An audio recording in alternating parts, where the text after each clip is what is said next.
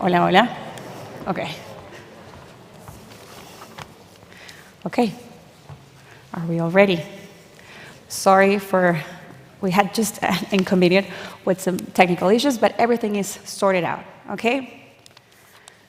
Okay.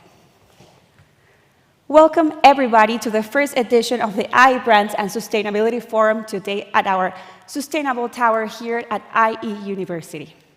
My name is Carla Samso, and I'm the Associate Dean of our Marketing, Communications, and Talent Programs here at IE University. And I'm delighted to be here today as your Master of Ceremony as well. IE Business School and IE Brands have joined efforts to discuss the latest trends in branding and sustainability, inviting international experts from all around the world, from top companies from all around the world. From Coca-Cola, to Wallbox Chargers, to Banco Santander, Saffron Brand Consultants, The Craftery, and Q Collective. Welcome, all of you, and thank you so much for being here with us today. IE Business University and IE Brands have joined forces today to discuss the latest trends in sustainability and branding, okay? And we are very, very excited because today we are located at the IE Sustainable Tower. I think that for many of you, this is the first time that you're here in this building. And I just want to share some quick facts about this sustainable experience as well. This is a building that has 35 floors. It has 180 meters tall, and it also has 50,000 square meters. It's one of the tallest campuses in the world. It's actually the third tallest campuses in the world, but it's also one of the most sustainable buildings here in Madrid, in Spain, and also one of the most sustainable campuses in the world. Now, today we're not going to talk about IE, we're not just going to talk about IE Brand, which is the Asociación Española de Branding. Today we're going to talk about why branding and why sustainable branding matters, okay? So the first thing that we all need to understand today is what is actually a sustainable brand. A sustainable brand, it's a brand that integrates within its strategy and its operations issues that have to do with environment, with the economical part, and also with the social part, okay? So one of the reasons we're going to talk about this today is because of some of the data I'm going to show you in just 1 minute. The first thing, 90% of CEOs, according to the latest Forbes study, say that sustainability is fundamental for success. Number two, 86% of consumers want companies to stand for social issues. This is very important, and this is a data that we got from Shelton Group.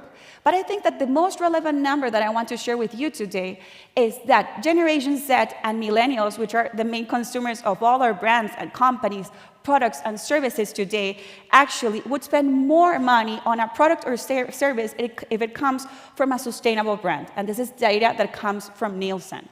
So these two things are very, very relevant. I just mentioned an example of why IE University is also a sustainable brand. And I also want to share today that IE Brand is trying to focus and also push and really help brands here in Spain to develop sustainable brands, to develop the right positioning, the right branding strategy towards sustainability as well. So today, how does the agenda look like? And I'm sure all of you have read a little bit about it when you registered to the event. We're going to have two great keynote speakers, okay, that I will introduce very shortly. We're also going to have a discussion panel where we're going to see different examples and best practices of sustainability and sustainability branding. And this panel is going to be led by Cristina Vicedo. I will introduce her shortly. And last but not least, we will be having an award ceremony to also reward the best practices in sustainable branding here with the top brands in Spain, okay? So now, I would like to introduce our first keynote speaker, Michael Birking. Michael, thank you so much for being here.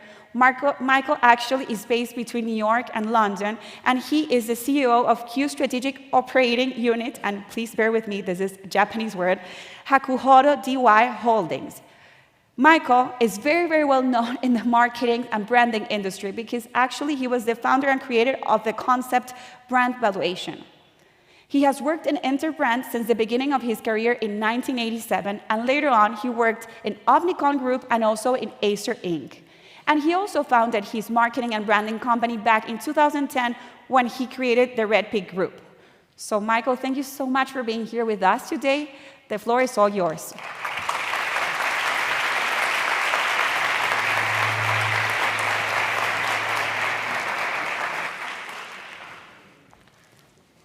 you. Do I have a clicker? It's not working. All right, they're going to, okay. Bear with me, because I've got a lot of slides in a very short space of time, and so I'm going to have to give a signal when they shift through. I also wrote out, this is not a speech I actually have given before, so I wrote out a lot of notes, but such is my eyesight at my advanced age, I can't actually read them, so I'm going to just hopefully cover it all off, but maybe occasionally just sort of look down in case I'm going wrong.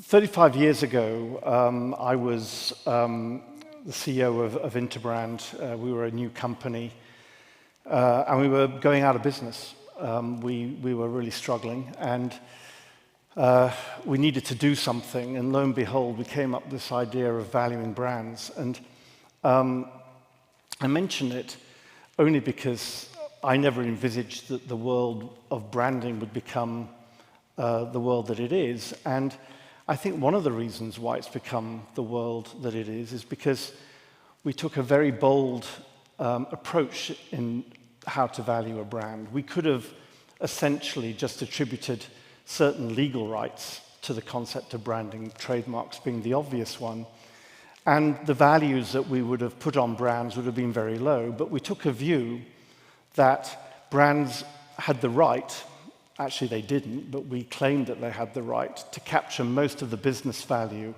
of organizations that had a brand. And we believed that over time, every organization would have a brand. And so essentially, nearly 80% of business value suddenly got attributed to brands. And for the first time, the financial community started taking an interest in brands. Before that, CFOs, banks all just regarded advertising and marketing as a black hole in which you poured money and was essentially a liability. And overnight, we shifted the liability into an asset. And that's why we're here today, because, or at least we'd be here under other pretenses to save the planet. It wouldn't be brands and sustainability, it would be people and sustainability, or all sorts of other intangible assets. But as one of my favorite superheroes, Spider-Man, says, with great power comes great responsibility. And so because we imbued such power in a brand owes it to all of its stakeholders and the world to actually do more than its bit to sustain the world. And that is what we're here today to talk about. I'm sorry, I'm not quite here yet, so forgive me. But the purpose of my title is creativity rather than branding, because I believe that to create powerful brands, you need powerful creativity. And therefore, by talking about creativity, and I'll be giving examples of creativity and sustainability, also brands and sustainability,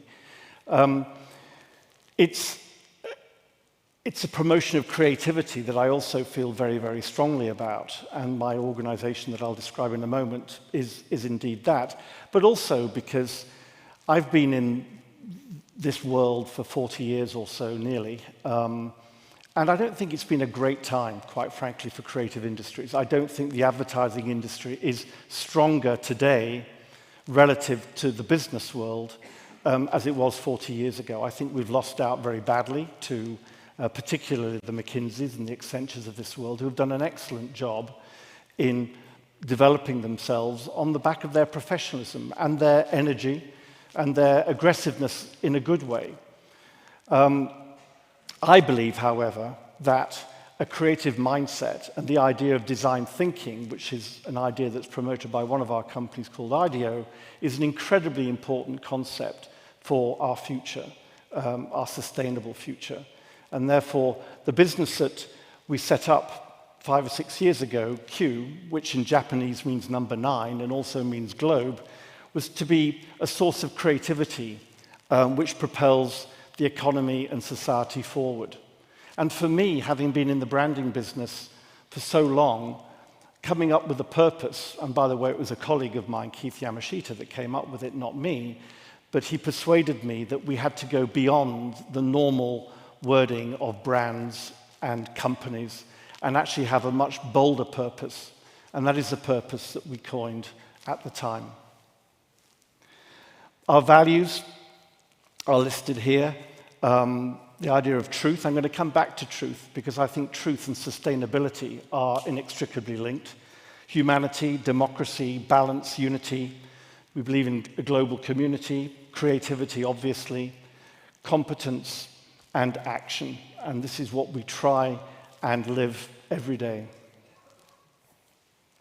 We formed Q based very much along the lines of the parent company who sponsors Q, which is Hakuhodo DY Holdings.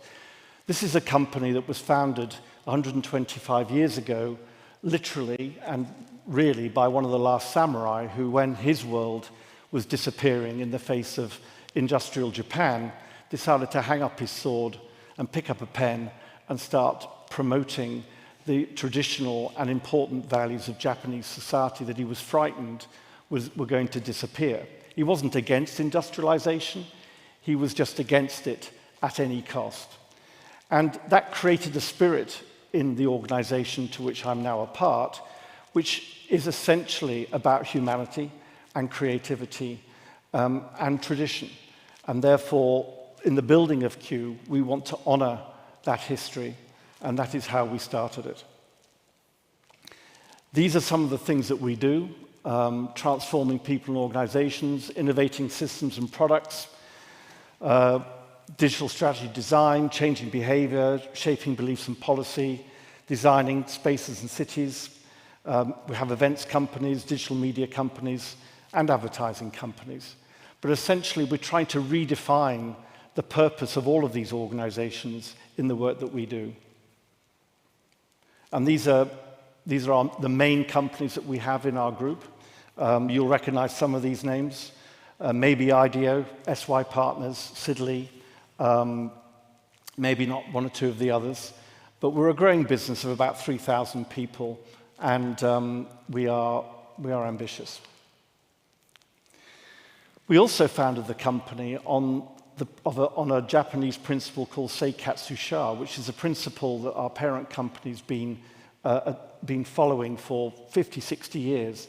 And this is a policy of looking at people not as consumers or users, but as human beings, which of course today, and much of what you'll be hearing this evening, not just from me, but from everyone, is this concept of humanity. And it's second nature to us now, but it probably wasn't 50, 60 years ago.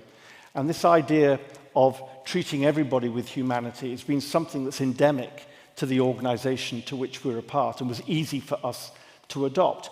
And it wasn't just about the way that you look at other people, it also permeates the way that we create things. We have this idea of the well concept, where we gather round with people, both our own people and clients, and create, and you'll see an example of that shortly, as opposed to what the Japanese call the river concept, where you look at consumers on the other side of a river and hope and guess, irrespective of your research, whether your messaging is actually going to work.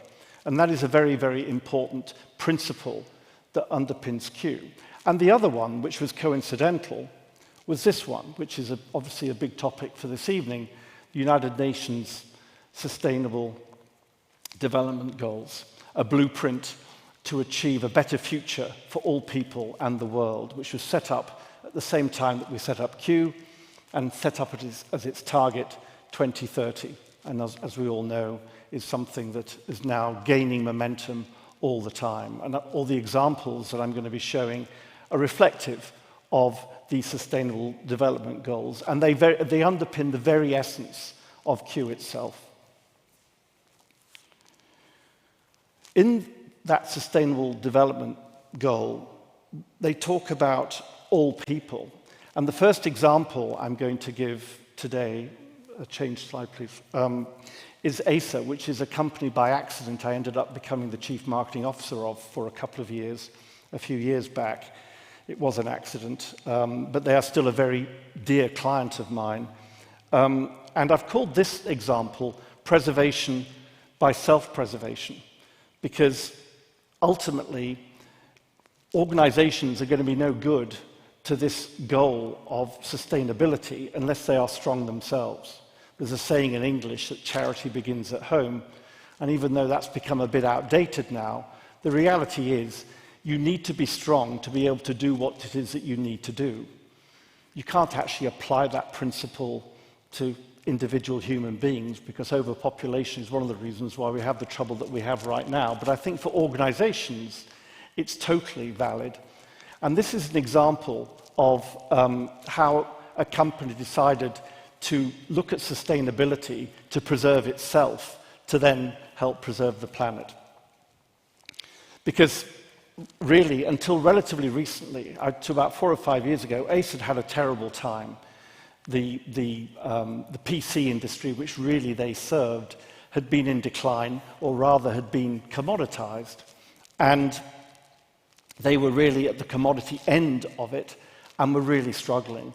And about 5 or 6 years ago, they were in grave danger of going out of business.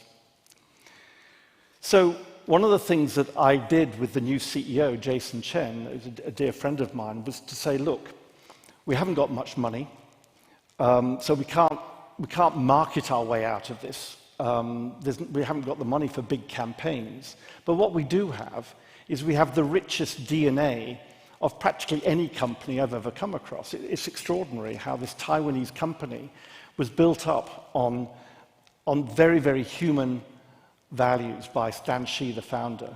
The idea of breaking down barriers between people and technology and making equipment, products for the many and not for the few. This idea of the democratization of technology to improve lives.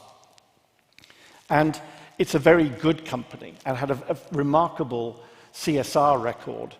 But I said CSR, sadly, is just a piece of legal reporting that nobody takes seriously.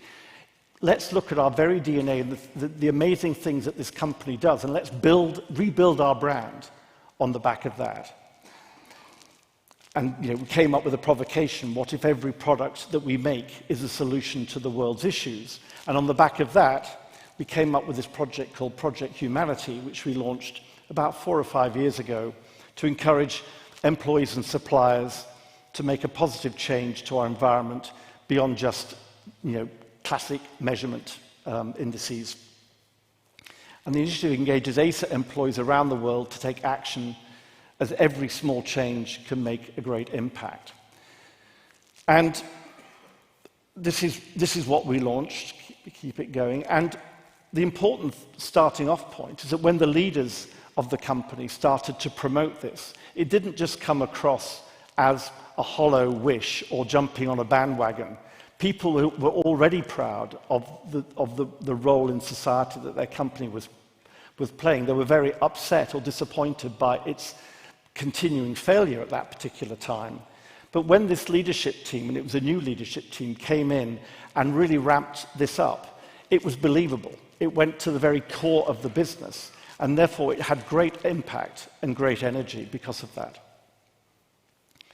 There are all sorts of individual tactics that we use, and I don't have the time to go into all of these. Some of them were somewhat small, things like no bottled water and lighting replaced with energy-saving LEDs and so on and so forth, and a lot of challenges.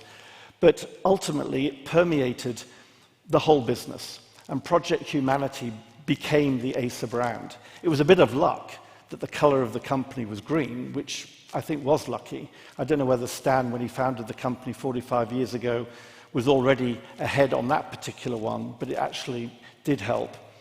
And it then moved into other things like Every Decision Counts, which is, again, a set of deliverables on every decision. And then in the very making of all Acer products, there was the idea of every idea counts, how sustainable materials can be used. Every single aspect of the designing and the manufacturing process was changed. And it had a remarkable impact. I mean, here are just some of the statistics. Again, everybody throws a lot of statistics out, but they really were very, very material for this company and for doing what it needs to do in society. It was a very simple branding process. Again, many of you will know these sort of process. You start with your mission, you move to your employees, then to your suppliers and partners, then your customers, and then the wider stakeholder community.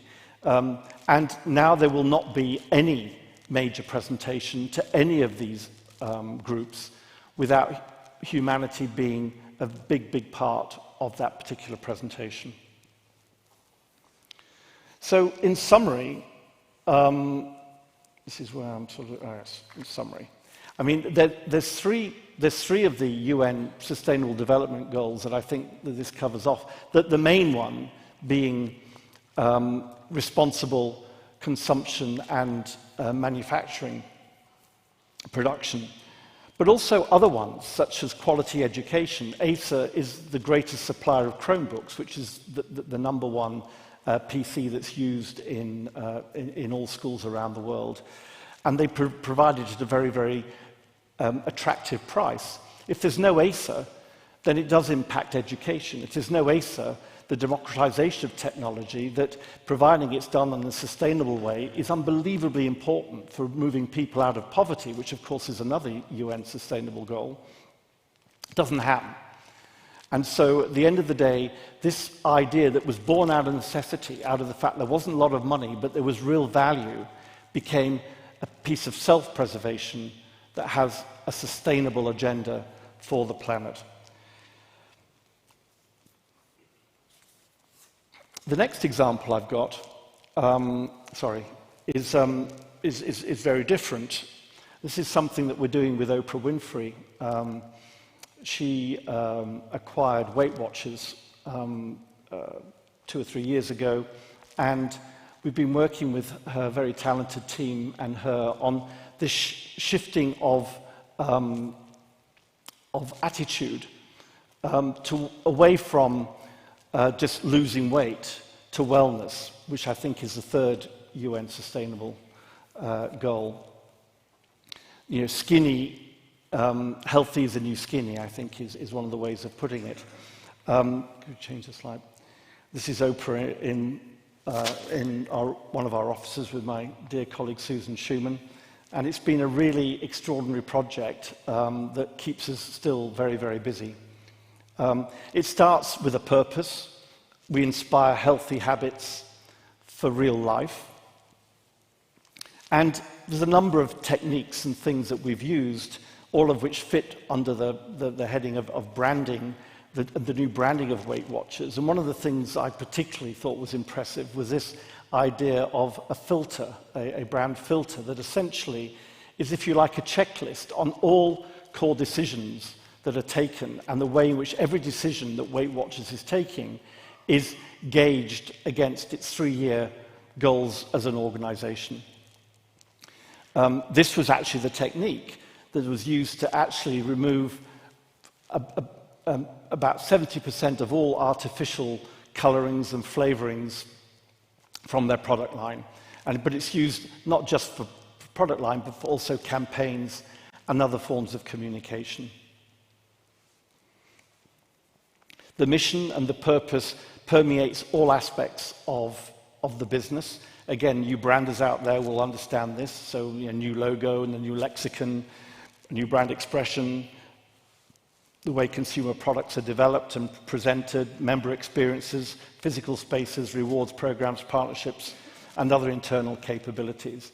It again became the mantra of the whole organization.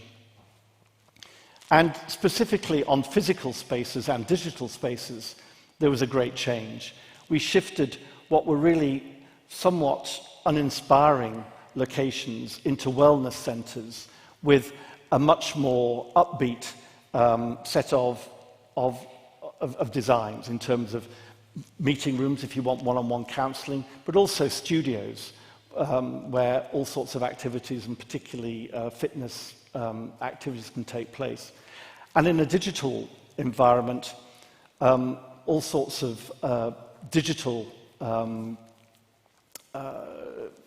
techniques, products were launched that essentially were around the measurement and the reporting of your performance in terms of becoming a more healthy human being, and also rewards programs that we could stimulate online through more activity. And this, I think, is a very good example of an organization that hadn't started out in a sustainable positioning, although you might argue that losing weight could be that, but has actually repurposed itself, again, going to facets of its DNA and just looking at the society around and making sure that it becomes even more relevant than it had been in the past. The next example is a little bit similar in some respects, and it's Nike, a business that we know very well. And in fact, my colleague Farah is with me this evening, and she used to run Girl Effect for Nike in Africa in promoting female values. We know Nike very, very well.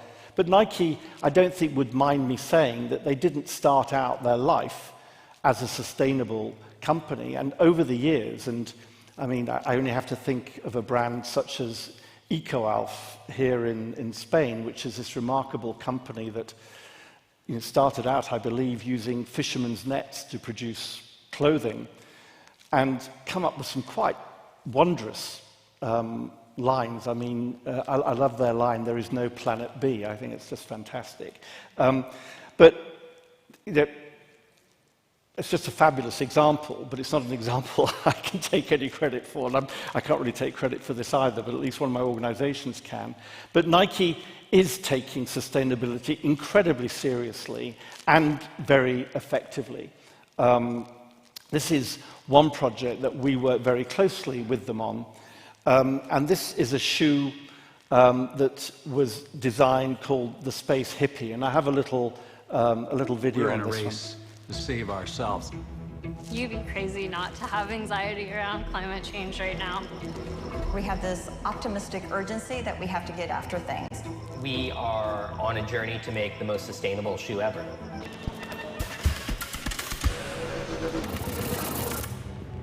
We have been spending a lot of time trying to figure out how to reduce our carbon footprint. We kept going back to this phrase called in situ utilization. There's this idea in space exploration that if you're going to fly to the moon, fly to Mars, and stay there and do something, you have to create things with what you find there. Say there's no resupply mission coming to Mars, there's no resupply mission coming to Earth either. Noah came in, one of the great insights he had was, hey, what do we have laying around? What if waste becomes our future feedstock? What if it is actually the material that we use? And that's really where the idea of Space Hippie was born out of. We just started grabbing different things we already had and putting them together. We were looking at everything and saying, oh, it's like super spacey, but it's also really rough. There was something about it that was so different than anything I had seen us doing. It made our factory partners very nervous. Hey, are you serious? Are we gonna really making the shoes like that?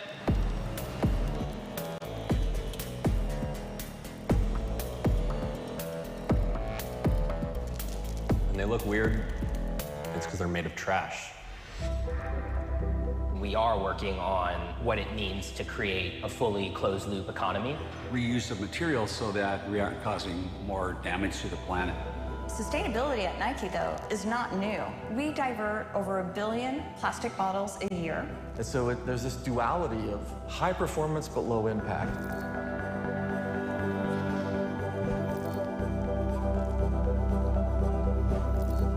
If we don't start now doing something, then we might not have that future to actually get to. Our job is also to help protect the future of sport. Our job is to leave the world a better place.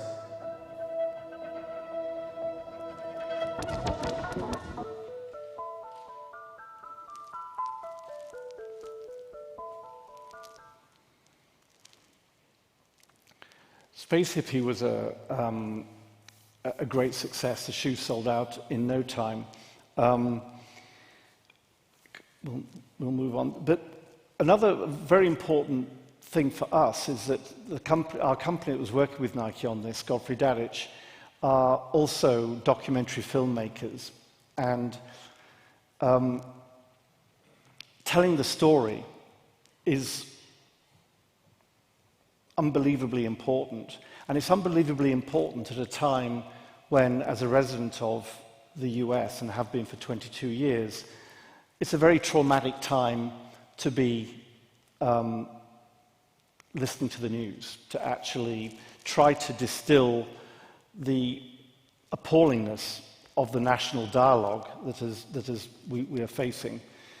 We launched with this company a project. We took a page out after the last election in the New York Times and essentially created this concept called the New Editorial, which is essentially to find a way of creating the new editors in telling stories, because digitalization has taken them away, and as a result we have an unfiltered set of stories that come out, and this has essentially helped to fuel the whole fake news concept that we are hell-bent on fighting. And I think this is a very, very important part of sustainability. I can show you, there's examples I'm not showing you today. I mean, we do a lot of work with Ford in Los Angeles on electronic vehicles and urban mobility. I'm not showing that. But a very, very important part of the success of branding and sustainability is going to come from our ability to actually tell the story in a way that people feel it's cutting through the clutter of awfulness that we're having to deal with.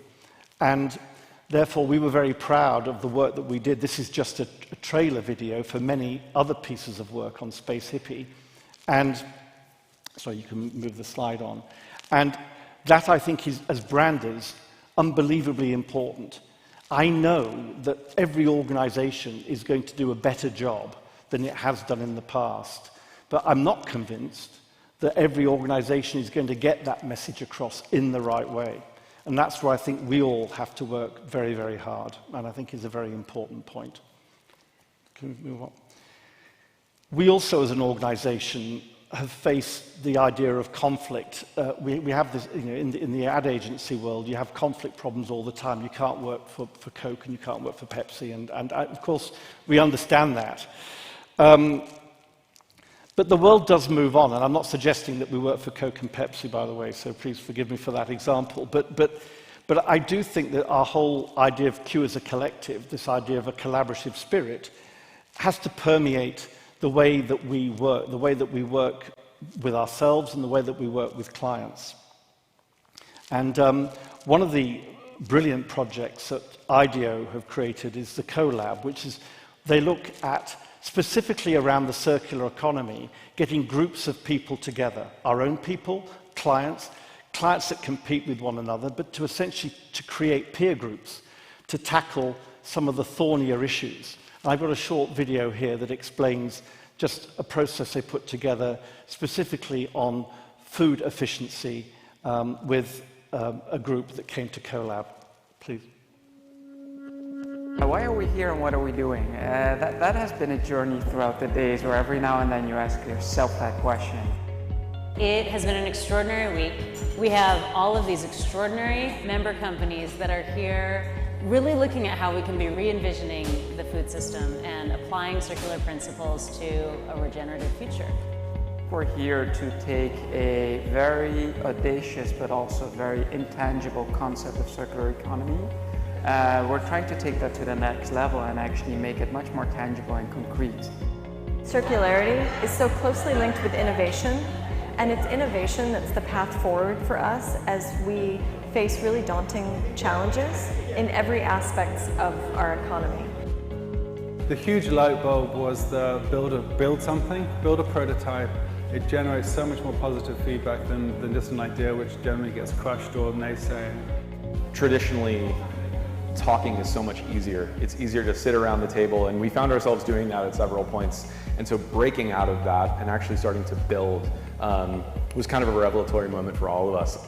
The experience has been really intense and really energizing, and I think really eye-opening, and it sounds a bit like a cliche maybe to say that, but I think that the fact that so many of us spend a lot of our time thinking through these systemic problems, but we do so in our own companies or in our own organizations, and I think the beauty of this is that we're coming together with different companies, different participants, different skill sets to together co-create basically a solution. I think there are very few and special opportunities that you can have to do that.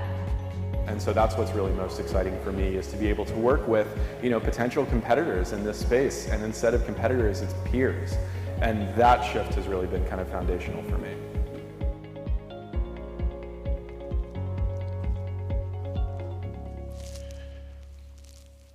Moving on to cities, this is work that's done by a company that's a partner to Q called Gale out of Copenhagen.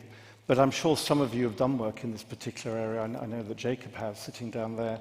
But sustaining urban living is another key UN Sustainable Development Goal. And this organization is the leading urban planner. They've just produced this book called Soft City, but essentially a lot of their work is focused around what they call the Urban Belonging Project, which is what is a socially sustainable city of tomorrow. And I haven't got time to go into this evening, but I just have, if you just look over the next slide, please. These are just some of the projects that they've been working on relatively recently. Beijing, Rome, Houston, Bogota, Philly, London. You can read these yourself, and there's one more, I think. But if you go on a tour of Copenhagen with Hella, who runs Gale, and she explains how they've widened the sidewalks, how they've connected them to the parks, how buildings join, how streets have been widened, and she has this wonderful way of showing the way that it was and the way that it is. It's really inspiring. If you go to New York, and even though it's still, I wouldn't say the most civilized place on earth, but if you go to Times Square, at least it's more civilized than it was. If you looked at the pedestrianization of Broadway, for example, that's one of their particular projects. If you go to Sydney and you look at the introduction of the trams on George Street, it's transformed the city centre. And the role of branding is absolutely vital in this particular sphere of our lives. I think it's possibly the most important area. And it's an area, again, because of the power of branding and what we've created, it has the ability to make a huge difference. Just to wrap up, I started out by saying that brands, through an act of piracy, had actually captured most of business value. And that's the case. But the thing I would like to urge you to all do, and to just remember the IDEO example there, is just to think about the way in which you create, the way in which you work, the peer groups that you look to create, the conflicts which you look both to create in terms of in a positive way, but also to remove by great answers. I do believe wholly in creativity. I am doing my very, very little bit to fly the flag for creativity and to try and promote the idea of design thinking and creative solutions through brands for these appallingly difficult problems that we face, and specifically sustainability. There are countless examples, and people that will give the examples better than I can. But what I can say is that I believe that branding is pivotal, and we all have to do our bit. So thank you very much. Appreciate it.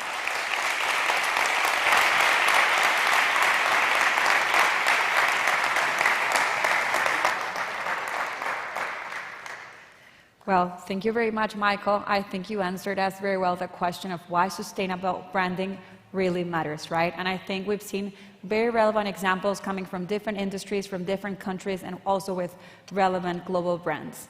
Well, I'm very happy to introduce one of the most exciting parts of our unique forum today, the discussion panel, where we're going to see best practices coming from different industries and from leading experts that come from companies all around the world.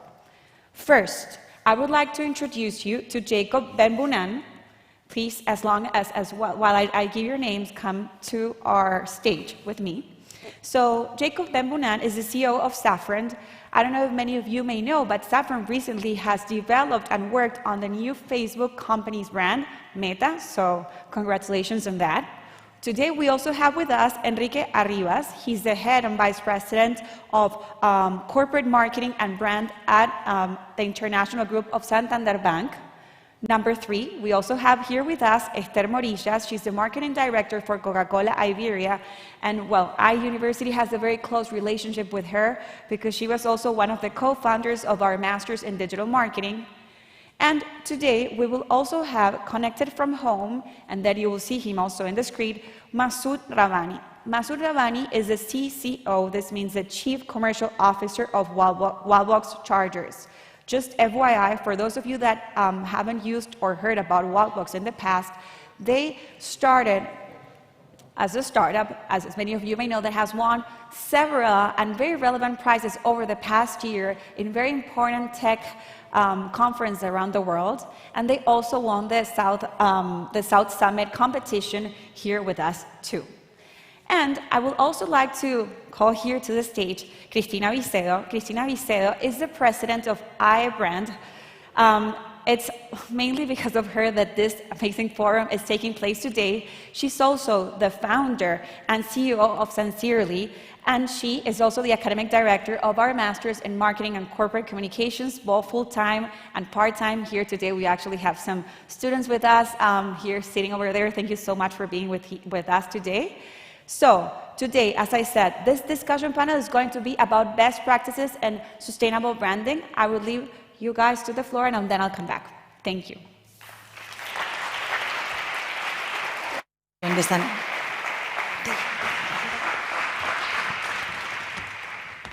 Sorry, where are the micros? The microphones? You have them? Okay. Technology. Excuse me.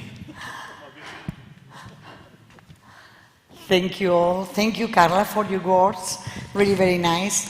Hi, Masoud. You can listen to us very well? We're perfectly fine, thank you. Good.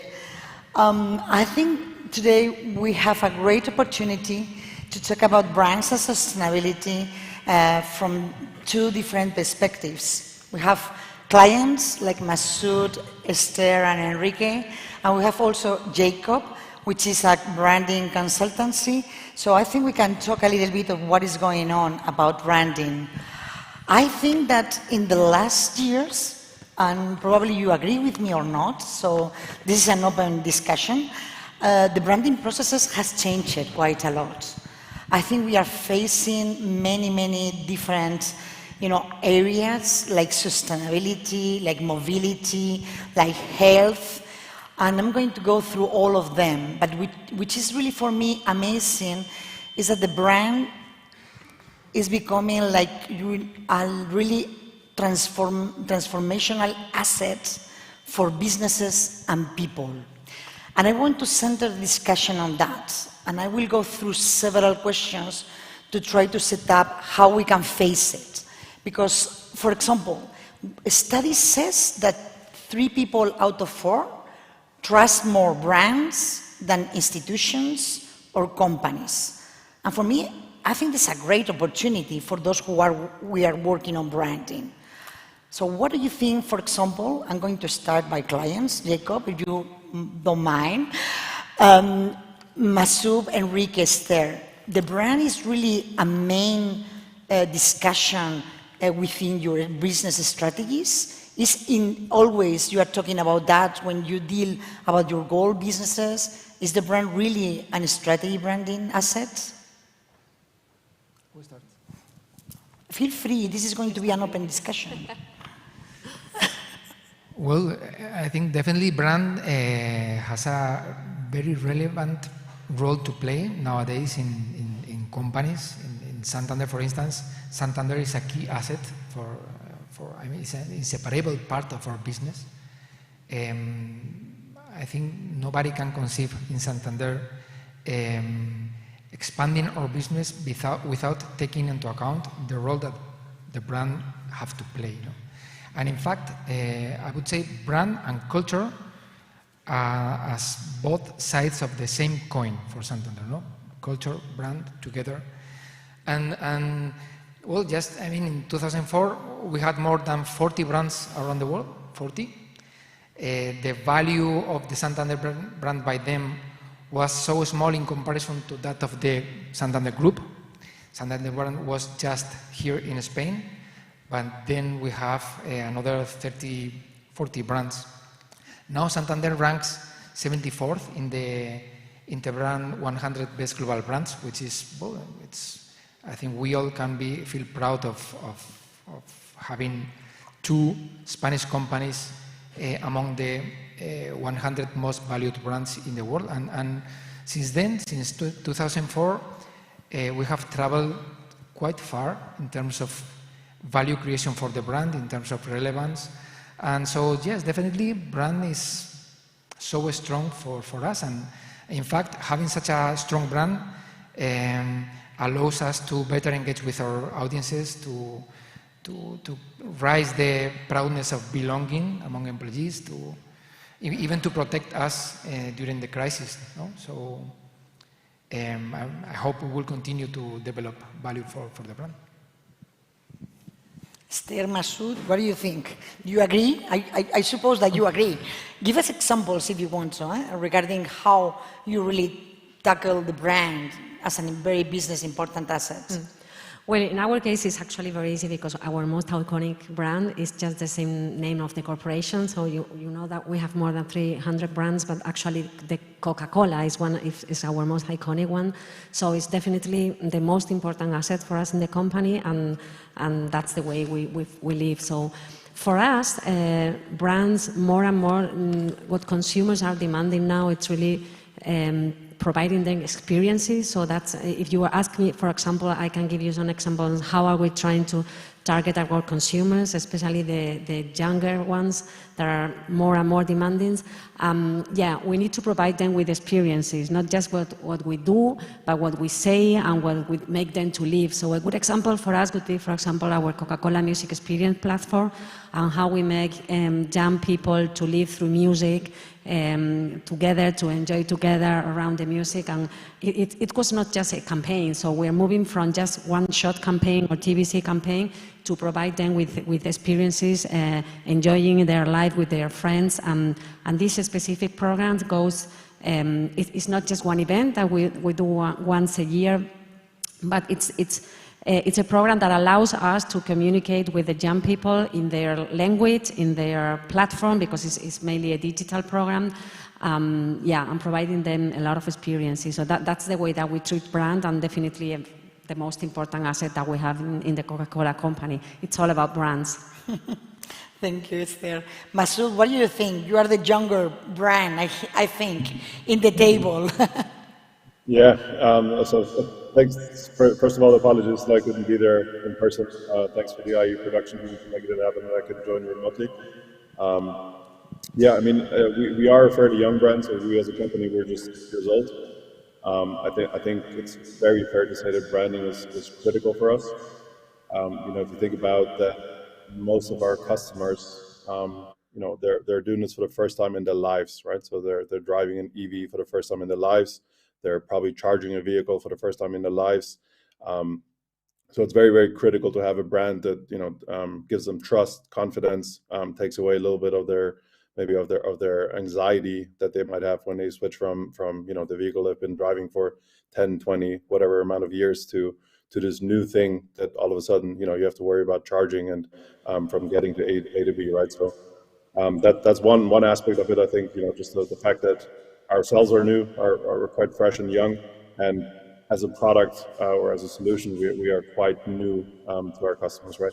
The second part of it is you know, I think where our brand is really, really critical is to differentiate a little bit from, you know, what is purely a charger, which is a device that can charge your car, to what is a charging solution and energy management, and, you know, you not having to worry about this vehicle or this device in your house, which all of a sudden is duplicating your energy consumption and everything that comes with it, right? So it can be quite a complex topic for users, and I think our brand and what we do with our brand and the messages we send just simplifies all of that for users. Again, the majority of those users being first-time users, and essentially, of course, for me as a chief commercial officer, this is quite important because it really, really helps to drive our sales and to drive EV adoption, which is critical for us.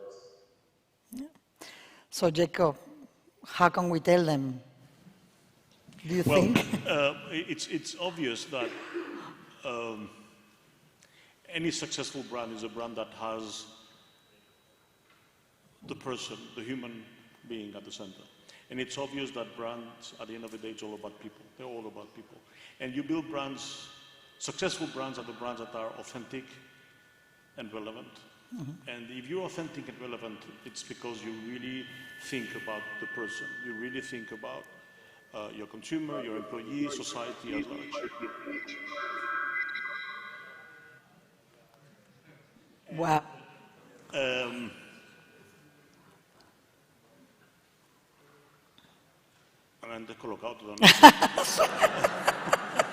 Sorry.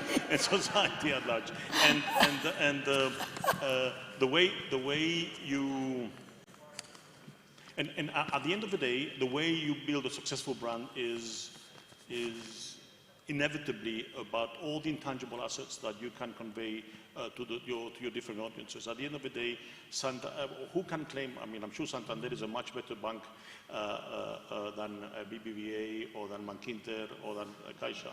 But at the end of the day, the reason why I like Santander more than Bankinter or more than La Caixa is because a brand, the Santander brand, is a promise of an experience delivered.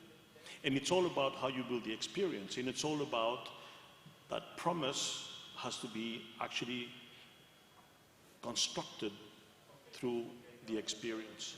And this is how you have to build a brand. And the way you differentiate yourself from the others is really through that experience, and really through making that promise tangible. How do you differentiate today?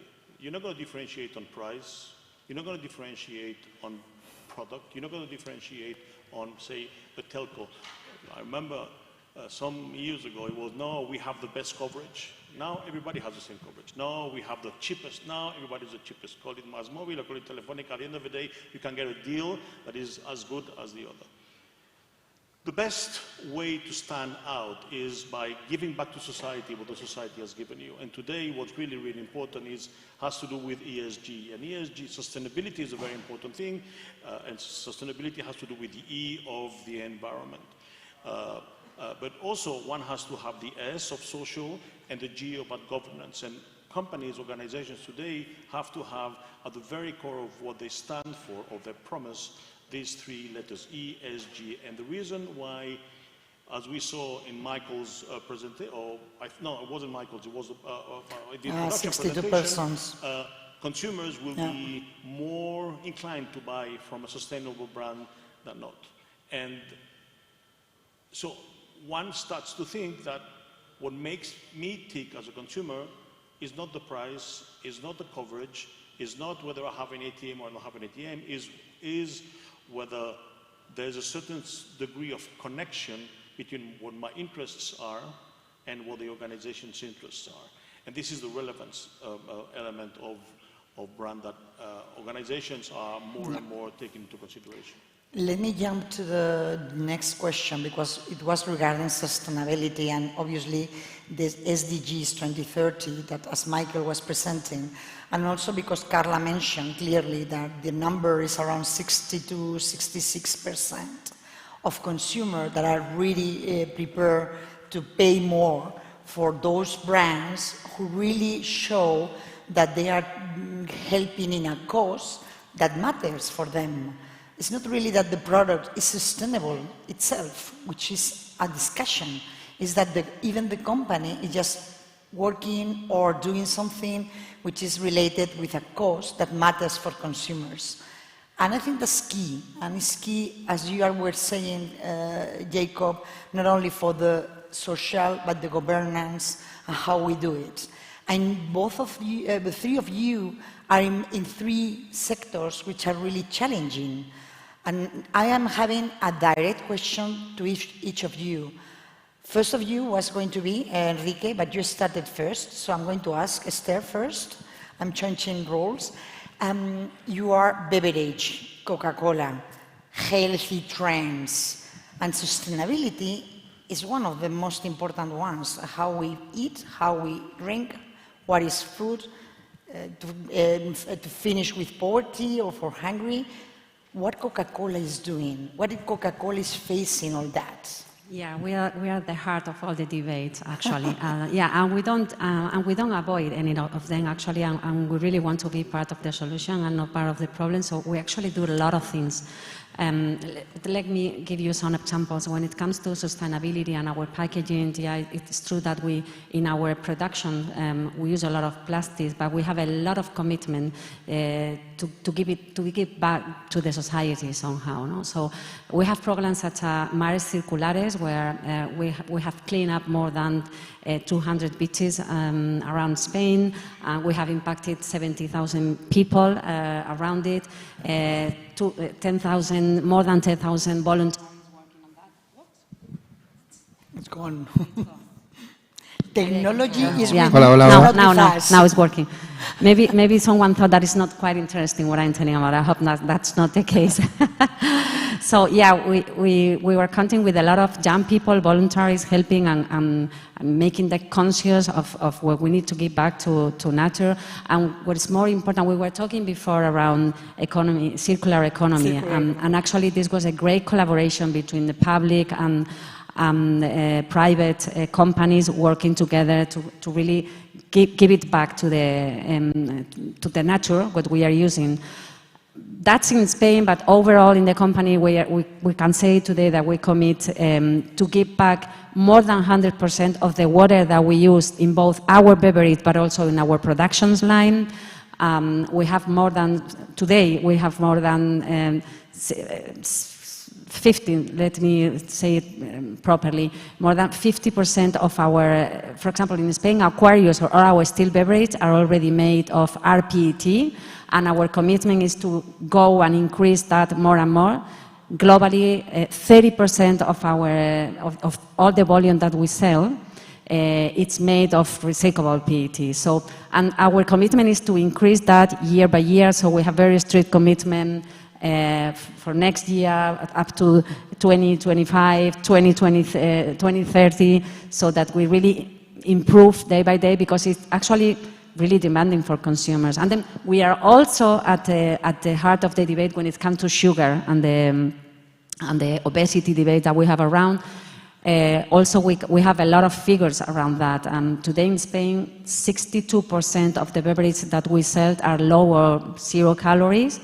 And we have always, in all the brands that we put out there in the market, we always have a 0 sugar version, and also our commitment to improve formulations and also to have more smaller packaging. So we have now in Spain, and probably you've seen that already in the supermarket, the small cans. To reduce the sugar intake. We promote a lot of active lifestyle. We are present in more than 20,000 events locally to promote sport and healthy lifestyle. So we actually do a lot. But I mean, just because that's the way we believe, and also because that's consumers are demanding now. There's no other way to make it today than being a purposeful brand and really give it back to the society, what the society is giving to you. So yeah, a lot of things, a lot of data that we could put on the table. Thank you, Esther. Enrique, I understand that for a bank, it has to be different.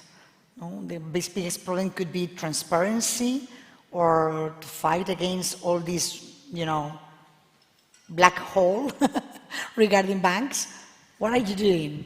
Well, yes, of course, we have our own problems. We don't have to struggle with sugar, what we have to struggle with so many problems.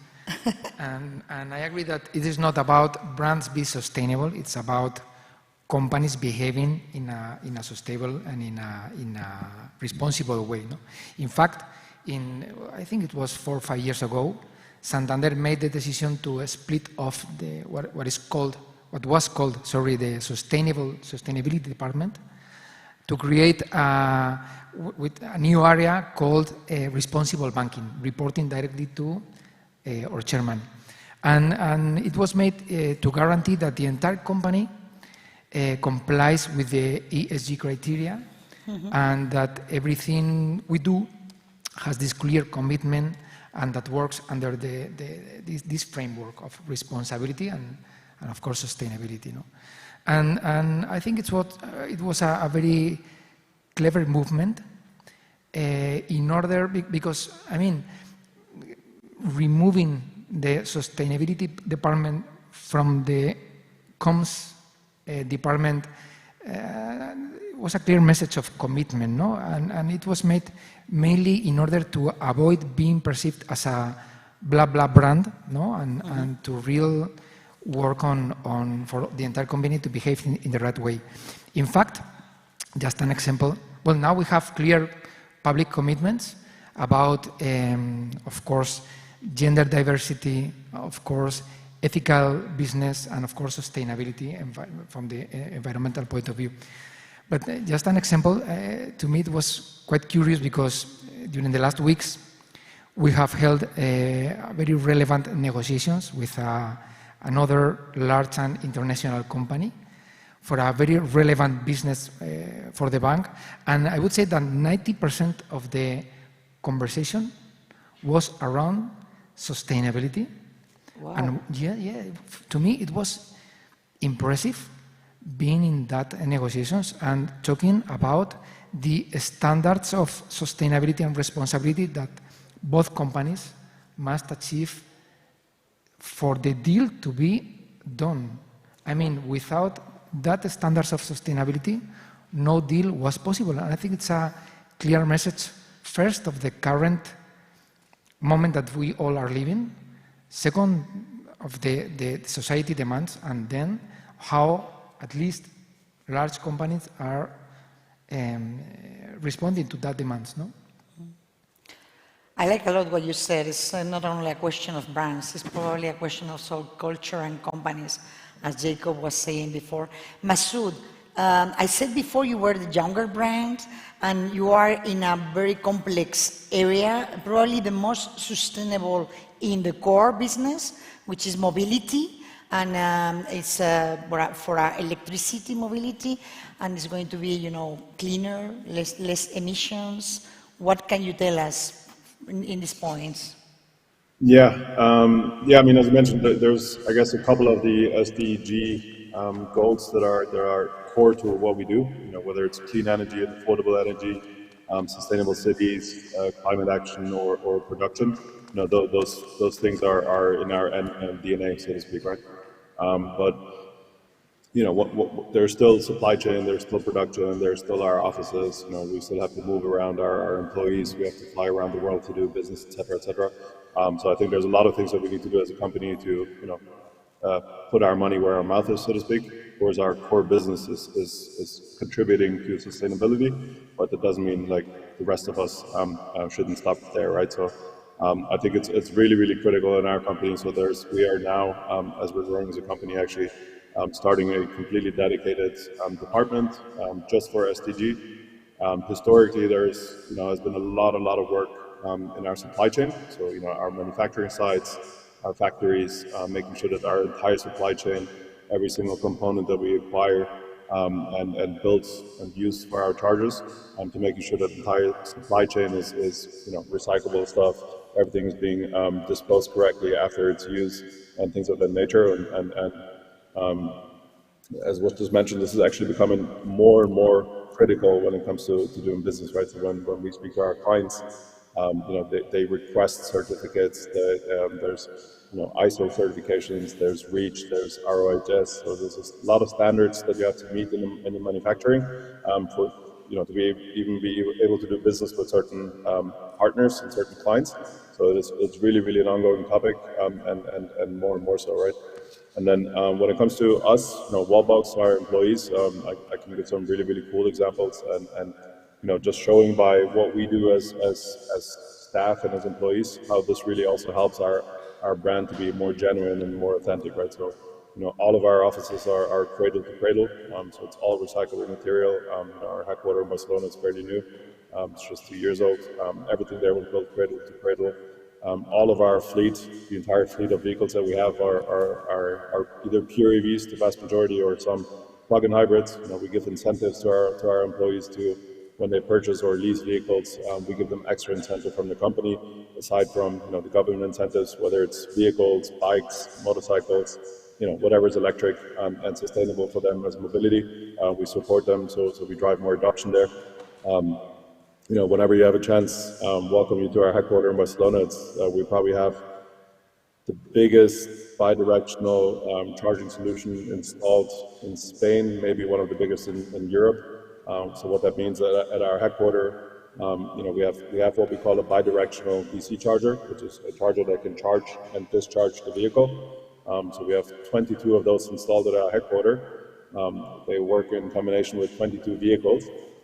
The battery of one of those vehicles can power a house, an average house in Spain, by anywhere between 5 and 10 days, depends on how much you use your AC. So we have 22 of those, and we have 128 solar panels installed. So actually during the day when our employees come, 9 in the morning till 6 p.m., which is when we go into sort of peak consumption in terms of energy, our entire building works as self-consumption. So we use the energy that we get from the solar panels, we discharge all of the vehicles and power the building. And then at night, when everybody goes home, the energy consumption goes down, not just in our building, but in general in the grid.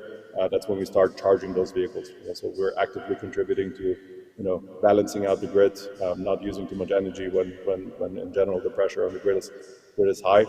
So we're living and breathing our own products, and we depend on our own products every day to be able to charge our MacBooks and turn on the lights and use the elevators, etc. at the office. So. Not just that we're offering all these solutions to our clients, but we're actually using all of them on a daily basis at our office. Thank you. Jacob, how can we help clients? I want to start by saying something that really made me incredibly proud. For the last year or so, we have been working for an organization based in London that has a sole purpose, which is achieve the inclusion of handicapped people into society, into work. Mm-hmm. It's called the Valuable 500, the V500, and it's chaired by a blind woman, and everybody that is at the top team have a certain degree of handicap. And when we started working, we went and see, so the aim is to approach Fortune 500 companies that really contribute to create a fund to help people get into work.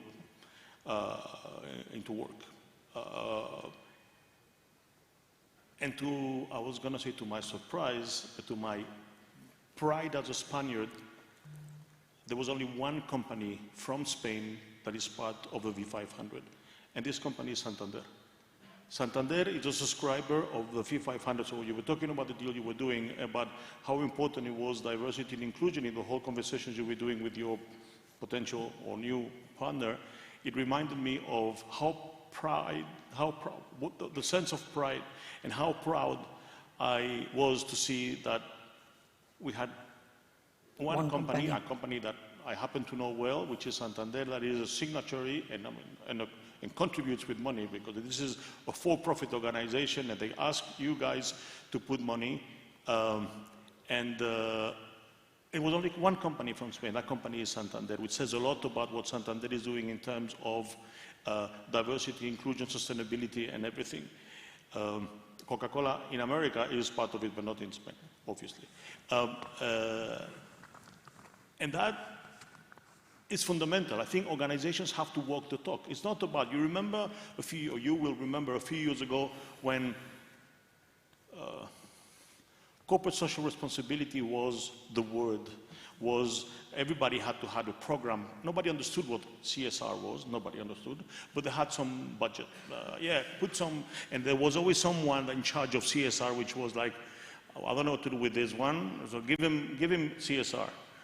Eventually, it's a bit like when Facebook and Instagram and Twitter started, everybody had to have a little F or a little bird or a little camera. They didn't know, they didn't have a proper social media apparatus or strategy, but they had to have an F underneath there somewhere.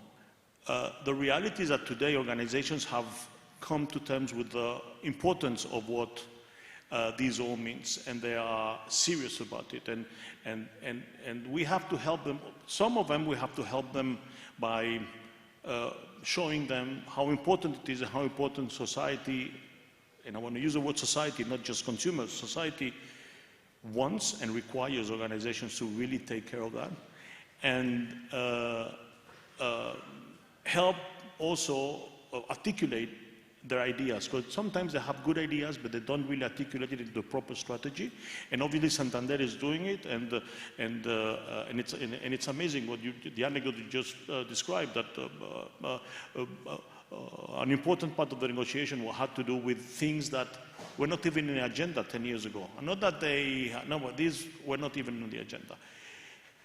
And I think it's quite refreshing that we have Spanish companies doing this stuff, and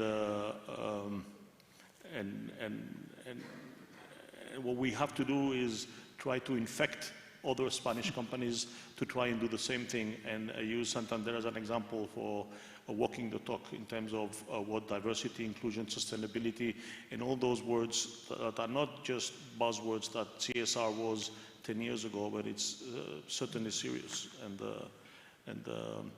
I think we have a duty as advisors to our clients to really get them into that. I have two last questions because timing is running very fast. The last one, the previous to the last one, is to invest in branding or to take care in branding and sustainability, both of them together. It's a question of size.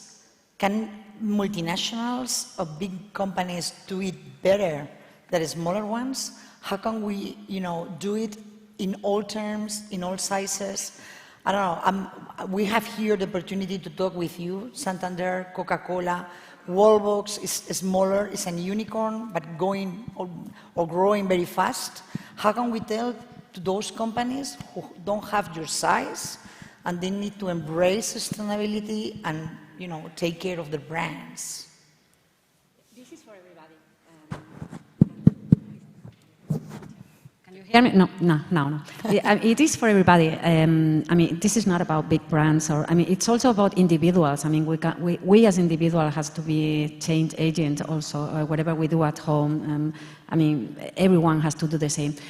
The truth is that we, as big company, has a bigger responsibility somehow, because we can be kind of role model, to whatever we do when they're looking at us, and probably we can be the first in the line doing this kind of thing. So we have the responsibility of being the first and do the right thing. But this is for the entire society. Very quick question. Everyone should be involved. Yeah, I absolutely agree. I think it's true that society attributes large companies to, a higher degree of responsibility and also much power to have influence on a possible change. But I think it's right. We have this, big companies have this high capacity of have strong influence, but it's true that the number of large companies is smaller than that of the SMEs, for instance. And that of SMEs is even smaller than the number of 8 billion people living in that planet.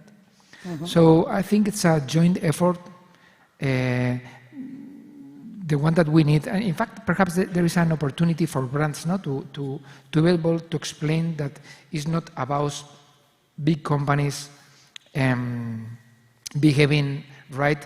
It's all of us joining efforts.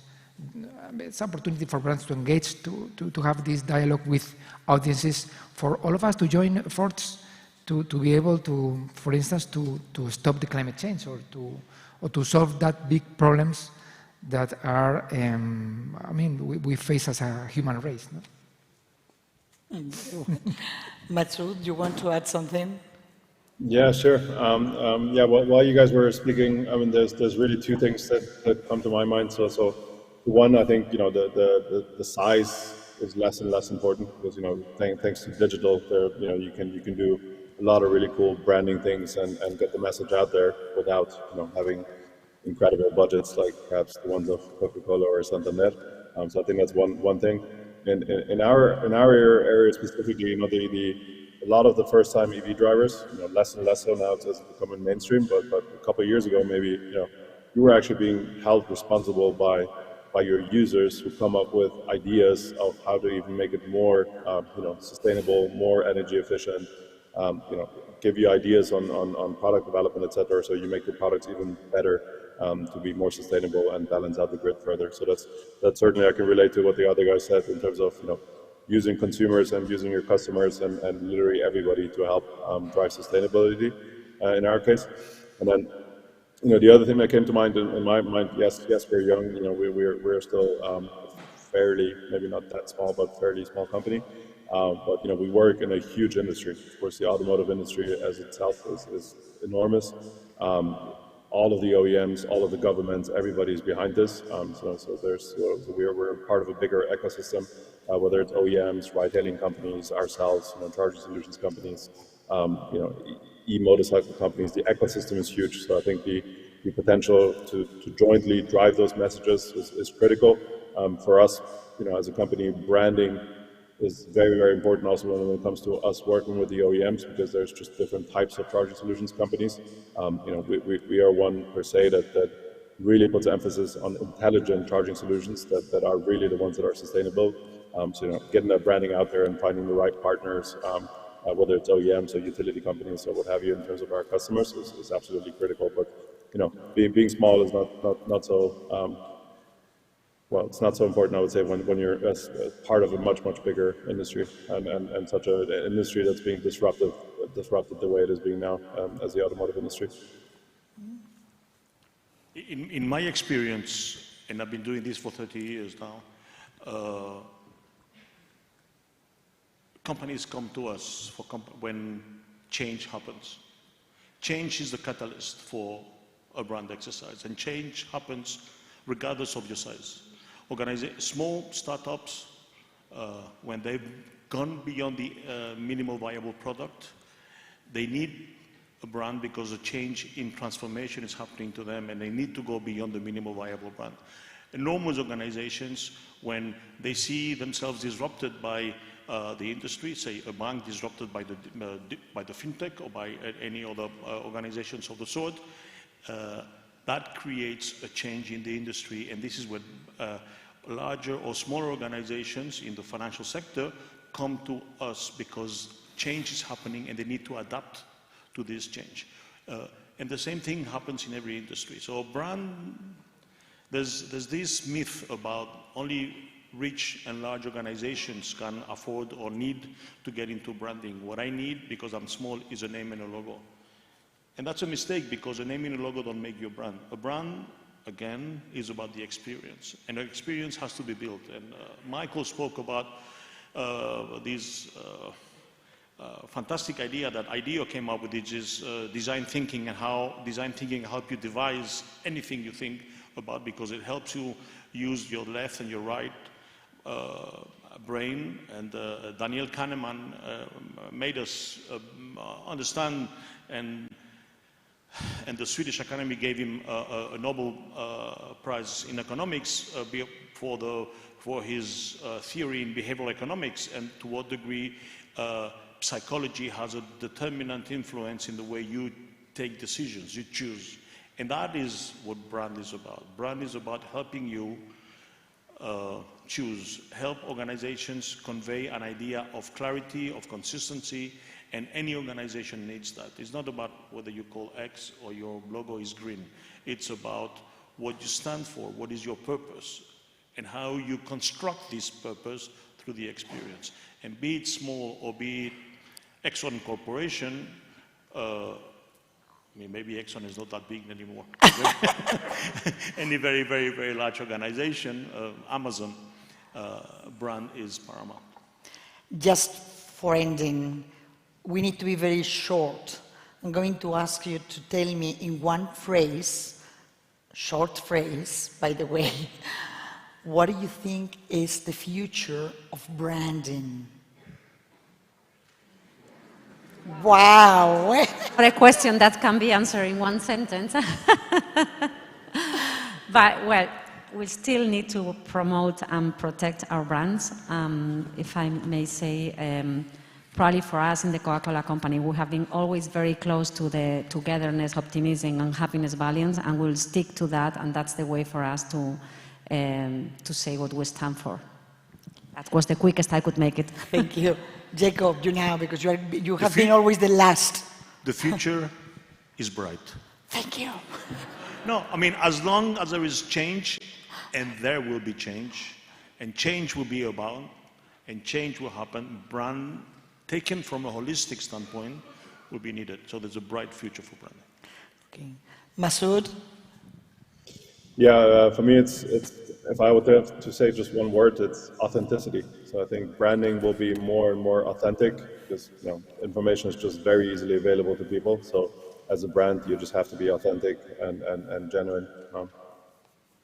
Thank you, Masood. Enrique, you are the last one. No idea.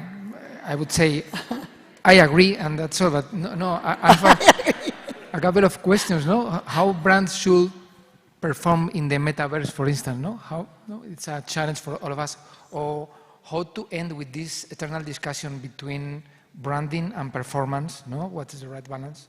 So I don't have any answer. Just a lot of questions, and keep going. I was going to say the same. Thank you. It's been a pleasure. I think it's been a really interesting discussion panel. Thank you very much, and I hope you have enjoyed it. Thank you. Thank you.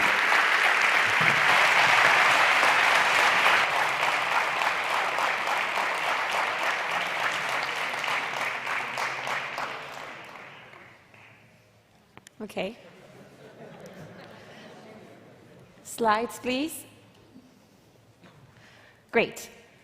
So I know we're a little bit late with time. We're going to be as fast as possible to finish as possible sharp on time. But now I would like to introduce our second and last keynote speaker of the night, Elio Leoni. Elio, thank you so much for waiting a little bit for us there.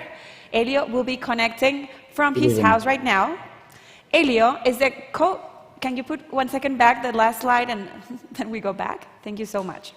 Elio is a co-founder of Craftery. This is an investment group for brands in the consumer product space.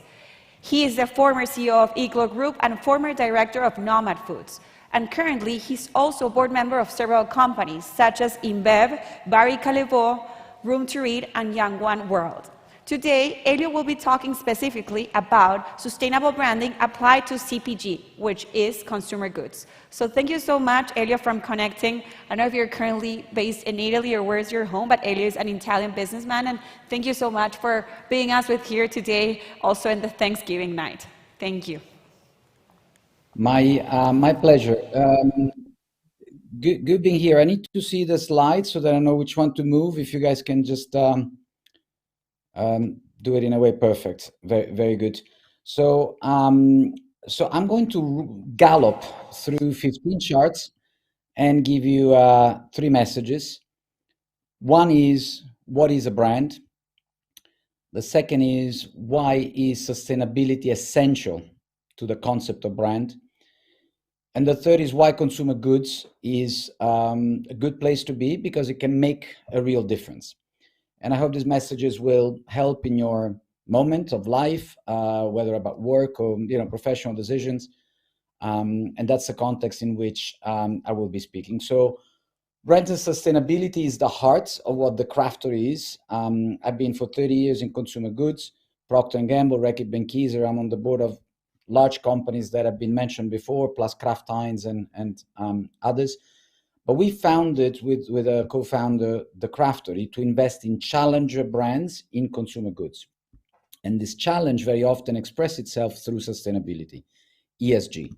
So this is where my current passion, work, and interest and time is focused. And I'd like to share a few things with you about that. So what is a brand? Very often a brand is referred to a product, a function, an experience. As we heard all of those words, but the way I like to think about it is that a brand is more than that. A brand is a set of values that reflects our belief, and it projects our beliefs and our image to others. So it has moved from being a rational interpretation, a functional interpretation, to being a wider thing that represents us and projects our image to others. And in this chart, you see a little bit what this means. You have to the left all of those rational expression. It works. It doesn't work. You know, if it's a laundry detergent, it removes stain. Stain here, stain gone. If it's Nurofen, it's pain here, pain gone. And it can also be, of course, negative, right? It's difficult to use. I don't like that. Those are all the functional things. But to the right side, you have all of those expressions that start to represent the brand as a set of values. For example, I love their mission. I'm obsessed with their brands. It projects, you know, the best part of me and so many others that could, you know, be on that space. So you have rational and you have emotional. The combination of that relationship within consumers and brands creates a bond that goes way beyond the act of purchase. And that bond is why brands are to be thought as a set of values that represents who we are and projects it to others. So let me say also, what is CPG, what is consumer packaged goods, and what is ESG, which is environmental, social, and governance. So the term sustainability that we've been talking about, you know, at today's conference and very much so recently across the world, is ESG, sustainability, two synonymous to express the same concept, which is our responsibilities to the outside world and the stakeholders with whom we interact, whether this being planet, whether this being other people or society at large. So what is in the middle of this chart is CPG, consumer packaged goods.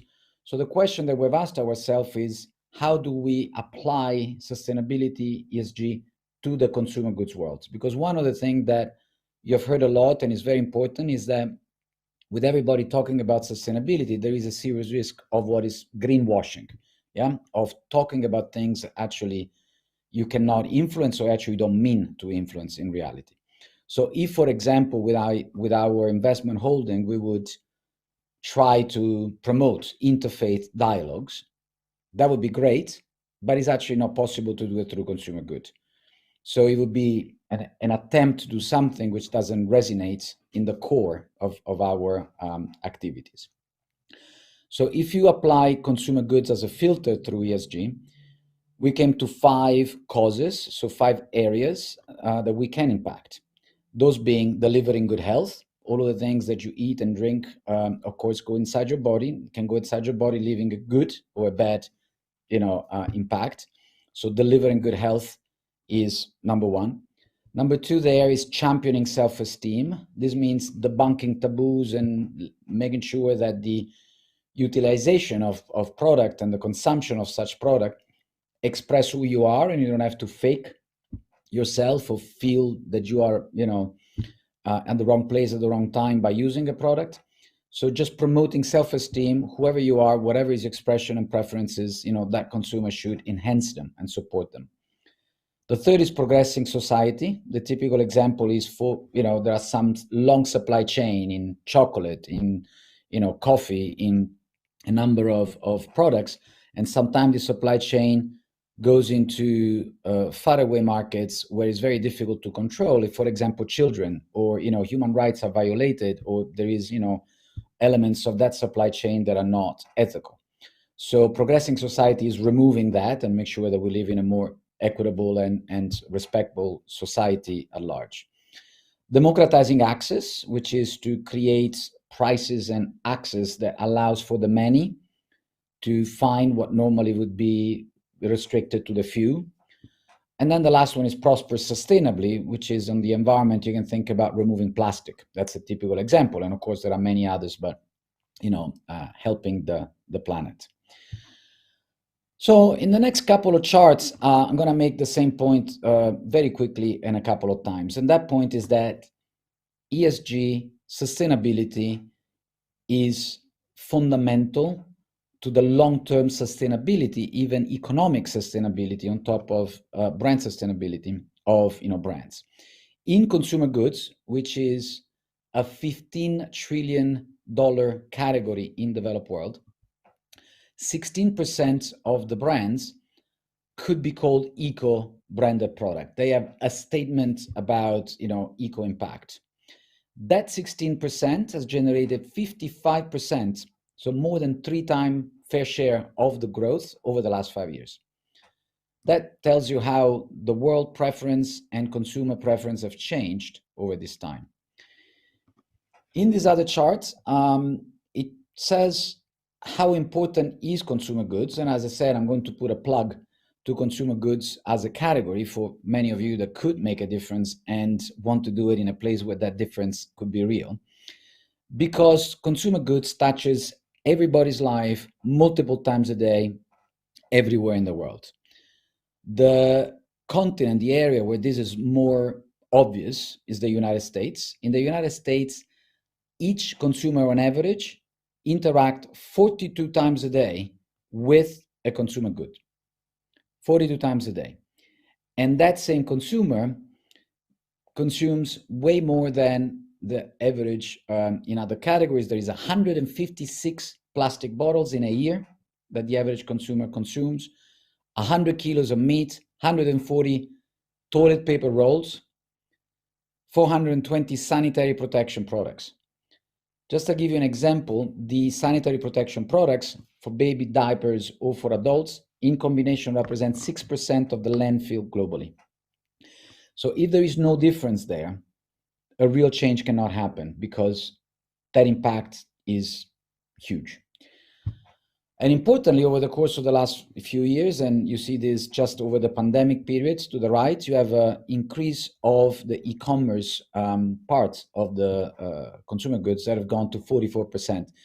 These are an enormous number. It implies that there is such a growing and widening reach of those products that if they do not improve on an ESG, on a sustainability impact front, the world ahead is going to suffer. So what are the key things in consumer goods that matter? Historically, for the last 100 years, for the last 30 years that I've been in this business, there are basically three things that consumer wanted: performance, convenience, or value. Performance meaning the product works. What I defined before as stain here, stain gone. Pain here, pain gone. Yeah, that's performance. Convenience is about the packaging is delivered, is about being delivered at home, is ease of access and ease of use. And value is, of course, a combination of price, low price for performance, or even medium price for high performance. It's the combination of price and performance.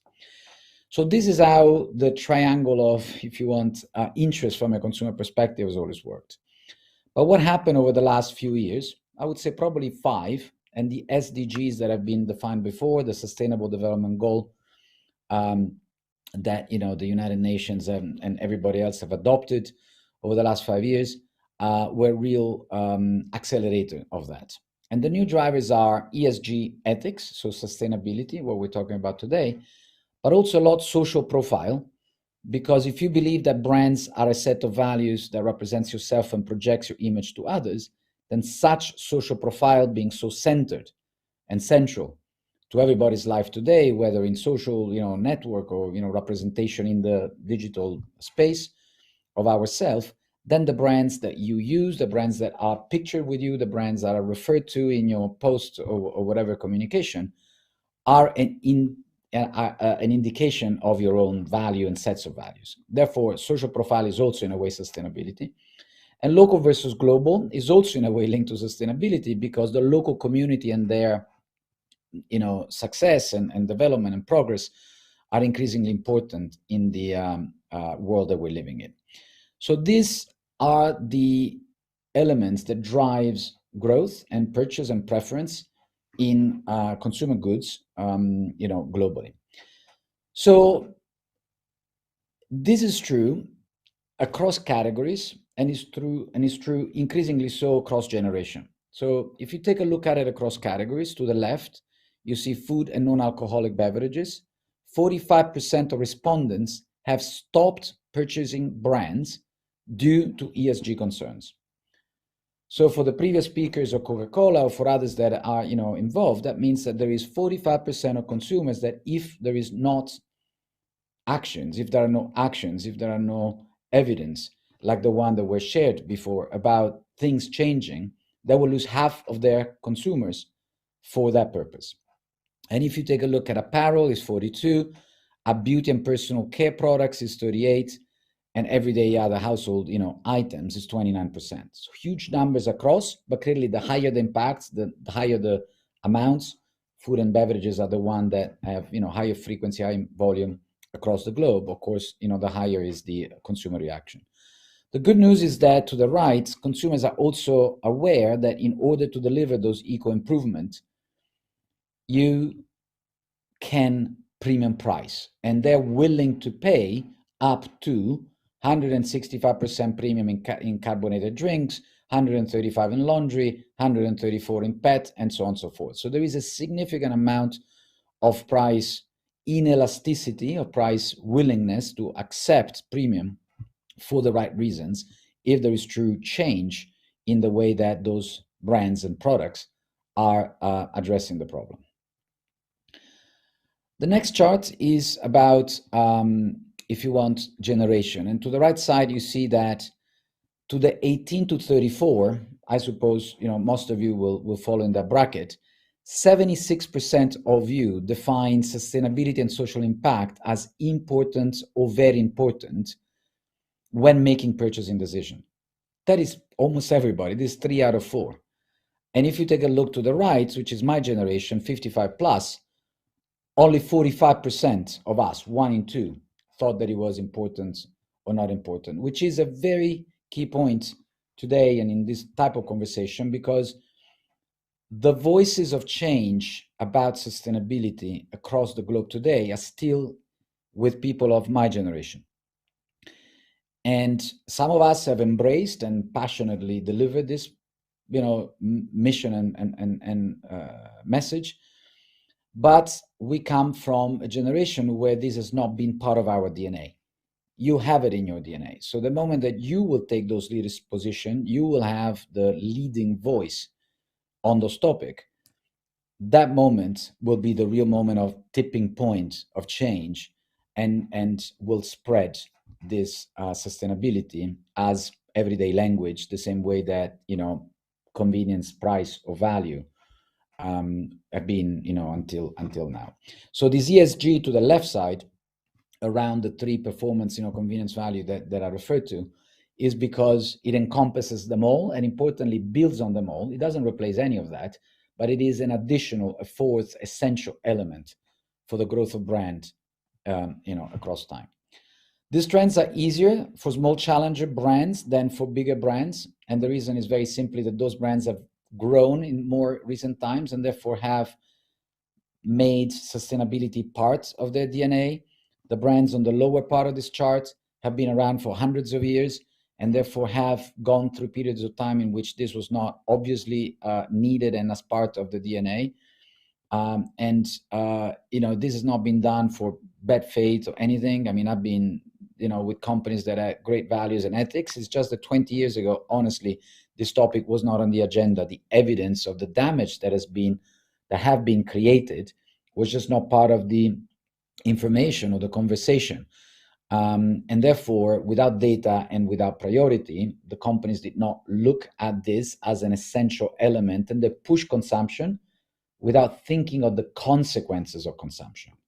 And now those consequences are obvious, and so every brand, every responsible player in this industry is thinking about it, whether new brands on the top part of this chart or established big brands like in the bottom part of this chart. But the truth is that for the one on the top, it's easier because the language comes more authentic and the DNA already includes that message as part of who they are. There is also an economic sustainability that is important, and that economic sustainability is essential for that brand to last over time and therefore deliver the impact over time. And the economic sustainability of a consumer goods brand, but I would dare to say of pretty much every brand that has a consumer facing and not a B2B, so B2C, business to consumer brands, builds on 3 things: awareness, trial, and repeat. Quite obvious, but important to realize how essential and vital those 3 things are, because if you do not build the awareness of a brand and you try and chase trial, first-time purchase, maybe with digital through some focused performance, transactional, paid social type of effort, you will get that short-term, bump in sales, but you will not be able to sustain it because you do not have the awareness to build it upon. And if then your product doesn't deliver on the expectation, both in terms of performance, but also the other reasons for purchase, then you will not get that repeat, which in digital terms is called retention. So this is a triangle of important economic sustainability, which has to underline and supports the ESG type of sustainability so that it can be delivered over time and with impact. Such triangle is all important, of course, but there is one that is more important than others, a sort of a premium, a first amongst peers, if you want, which is repeats. And why is that important? Because awareness and trial can be bought.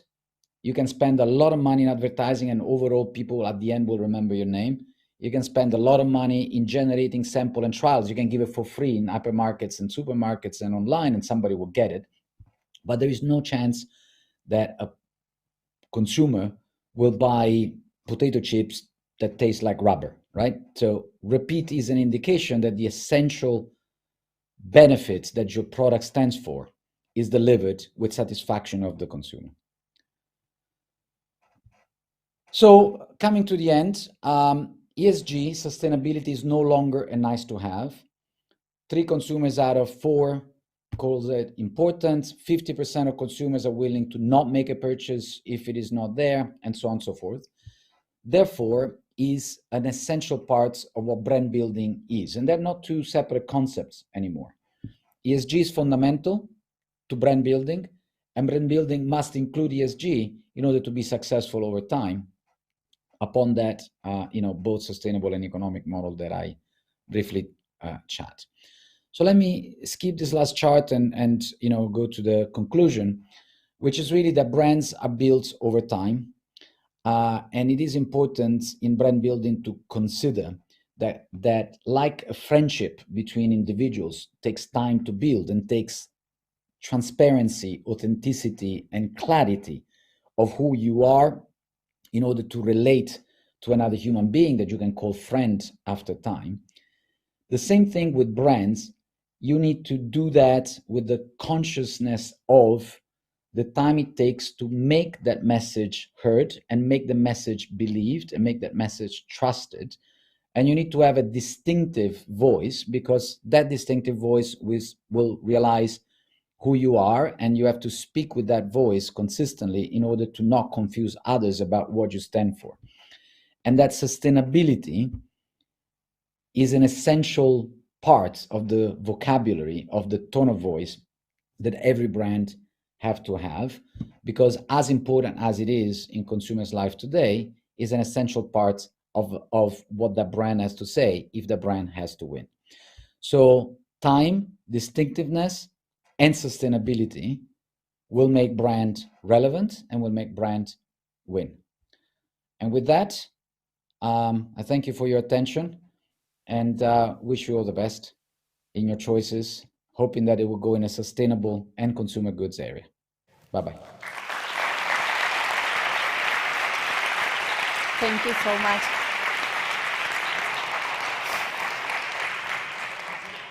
Well, thank you so much, Elio, for your very interesting presentation. I think it really complemented well all the content that we saw before. And now we're about to close our event. The first thing I want to say before we leave and before I give the floor to my colleague Cristina is that we are on the Thanksgiving week and night. So today I just want to take 1 minute to thank all the amazing team that really worked hard to make this forum take place. Our global recruitment marketing team, global markets team, South Summit team, Nacho Mateo, Begoña, González Cuesta, Cristina Vicedo, thank you so much, and all the people that I'm not mentioning but that you were part of this forum. And now, last but not least, I'm going to give the floor again to Cristina Vicedo. As I previously said, she's the president of AI Brand, academic director at AI, and founder and CEO of Sincerely. She's going to do all the introduction and presentation of the awards. Now we're going to give the awards to the top brands in terms of sustainability and branding. Thank you so much, Cristina. Thank you very much, Carla.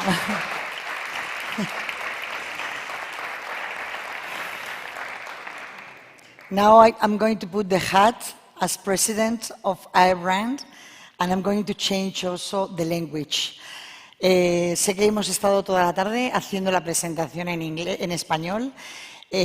madre mía, y ahora vamos a cambiar al español porque somos la Asociación Española de Branding. Hemos querido hacer un evento que fuera internacional, un evento que representara el lugar en el que nos encontramos. Estamos en el IE University y la IE Tower. Lo tengo que decir en inglés porque tiene que ser en inglés, ¿verdad, Carla? ¿Verdad, Begoña? Y lo hemos hecho porque además creo que eso nos puede ayudar también a que todos los que trabajamos en branding aprendamos también un poco de los de fuera y que de los de fuera también aprendan de nosotros. Quiero dar las gracias, en primer lugar, a estar aquí, a estar en este entorno. Quiero agradecer tremendamente, y yo voy a decir nombres, Carla, sé que no debería hacerlo, pero voy a agradecer tremendamente y en primer lugar a Begoña González Cuesta, que subirá después a entregar un premio, por ser la primera persona que confió en iBrand para hacer este evento. Después de Begoña han venido muchas personas. Carla Senso, que la habéis conocido ahora mismo, Blanca Cubillo, Lucía Malmierca, Sofía Ketglas, Nacho Mateo, Rosa Arana y muchos más. Me voy a dejar la parte del equipo técnico. Muchísimas gracias a todos, a Startup Spain, que son los encargados, además de celebrar siempre el South Summit en esta casa.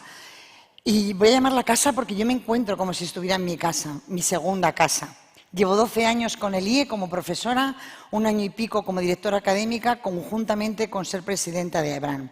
Y me siento muy orgullosa de estar hoy aquí y de estar dando los primeros premios a iBrand. Son unos premios que nos ha costado mucho sacar y que voy a ir agradeciendo por el camino a muchas personas. Y gracias por recordarme que estamos en Thanksgiving. A mí me encanta dar las gracias. Creo que nunca lo decimos lo suficientes veces, el dar gracias a los demás. Y voy a ir diciéndolo en el proceso en que vaya dando los premios, pero quiero dar gracias sobre todo a los que estáis aquí. A los que estáis aquí y a los que estáis allí, en el streaming, por estar aquí con nosotros y por seguir este evento.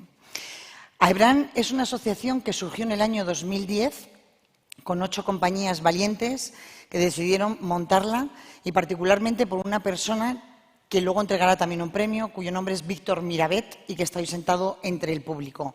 Gracias, Víctor, por haber empujado a esta asociación a existir y a que hoy estemos aquí todos. Esta asociación le ha faltado empuje. Estos premios quieren darle ese empuje. Además de empuje, reconocimiento. Surgimos para promover, defender y establecer un poco las reglas de lo que el branding es, no solamente respecto a instituciones y organismos políticos, económicos y sociales, sino también para los que formamos parte de la asociación. Somos muy jóvenes, llevamos 11 años. Desde aquí lanzo la invitación a todos aquellos que pertenecéis a la profesión, a que forméis parte de ella, a que os asociéis, porque juntos vamos a llegar mucho más lejos. Y esto va de clientes y de agencias y de freelancers y de autónomos y de todo lo que queráis llamarlo. Somos todos aquellos que hacemos branding a cabo del día. Y quiero decir otro segundo mensaje, y es que tenemos que darle el lugar al branding que se merece, y particularmente en nuestro país. Creo que hay mucho intrusismo y no quiero hablarlo desde la rivalidad, quiero hablarlo desde la colaboración, desde la co-creación, como hemos visto en algunas de las presentaciones que han compartido con nosotros anteriormente. Creo que entre todos podemos llegar más lejos, pero siempre respetando cada disciplina. El marketing es el marketing, el branding es el branding. Y el marketing puede ser un camino para afianzar el branding, pero el branding también tiene que tener ese lugar. Estos premios van a querer reconocer que hay un gran trabajo de branding hecho y que ese trabajo tiene que seguir creciendo y que espero que lo sigamos haciendo por muchos años. Paso ya directamente a explicaros la mecánica. Ya suelta mi discurso político y correcto. No, espero que lo compartáis porque lo he dicho muy seriamente y creo de verdad que como presidenta de esta asociación es mi obligación compartirlo con vosotros y espero que lo compartáis vosotros conmigo. La mecánica ha sido muy sencilla. Hemos establecido 6 categorías que iré explicándoos delante de categoría qué es lo que ha consistido y hemos recibido unas más de 100 candidaturas aproximadamente y hemos tenido un jurado fantástico y maravilloso, al cual también voy a agradecer de nuevo su participación. Van a ir entrando en cada uno de los premios. Echaremos de menos a 2 personas del jurado que hoy no están con nosotros, Carlos Chaguaceda, director de comunicación del Museo del Prado, e Isabel Alcázar, que es la Head of Sustainability del Instituto de Empresa. Lo siento que no estén aquí, los otros 4 van a estar con nosotros y los vais a conocer en breve. Ana Cayol, vicepresidenta de Sostenibilidad y Public Affairs de Coca-Cola European Partners, Xavi Olazábal, el presidente de House of Brands, Víctor Mirabet, consultor senior de branding y gran experto, y Pablo López, el presidente y director general, ya te cambió el puesto, Pablo, te vendrá pronto, del Foro de Marcas Renombradas. Muchas gracias a todos por vuestra profesionalidad juzgando y analizando los trabajos. Hemos establecido 4 criterios. Un criterio que era la estrategia. Una marca no es marca si no hay una estrategia detrás. La idea, también hemos querido que fuera una idea implementable, aplicable. La experiencia de esa marca, cómo se ha declinado en cada punto de contacto, y luego hemos visto algunos resultados. No todas las marcas que se han presentado tenían resultados. A veces la marca, como bien ha explicado Elio, se construye a lo largo del tiempo y cuando han presentado las candidaturas a lo mejor no había resultados todavía. Pero se han seguido esos 4 criterios y además de seguir esos 4 criterios hemos intentado preguntar también al público. No porque el público fuera a ser una votación vinculante. Al público le hemos preguntado porque sabéis que a veces, pues oye, la marca que profesionalmente mejor está hecha, siguiendo las reglas del libro, por decirlo de alguna manera, pues no es la marca que más encanta. Bueno, pues vamos a considerar también esa votación popular porque nos ha ayudado de alguna manera, que sorprendentemente vais a ver, coincide en muchos casos, en muchas ocasiones, con las marcas que también el jurado ha elegido. No me voy a enrollar mucho más. Aquí sí que voy a necesitar papeles porque, como comprenderéis, mi cabeza ya no me da para acordarme de todas las marcas. Y voy a empezar en primer lugar por un reconocimiento especial, particularmente a 2 personas que me gustaría que subieran al escenario conmigo y, como he dicho anteriormente, he dicho algunos nombres con respecto al Instituto de Empresa y a Startup Spain, pero sobre todo creo que han dado mucho y se lo merecen. Quiero que suba al escenario Bárbara Escandela, que es la directora de comunicación de Abraham, perdón, ya te iba a llamar del IE. Y quiero que suba también Carlos Baud, que es el CEO y founder de Baud. Carlos Corral.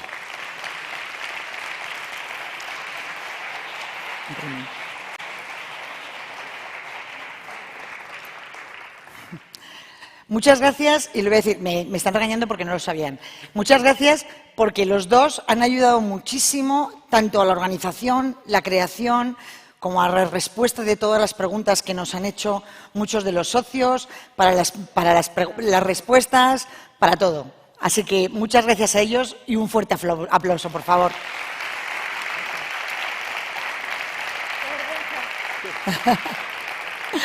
Venga, sin más, voy a pedir a Xavier Olazábal que suba conmigo, porque empezamos por la primera categoría, que es la categoría de creación de marca, que hemos tratado de elegir aquella marca que como reconocimiento, aquella organización, que ha sabido desarrollar e introducir una nueva marca en el mercado.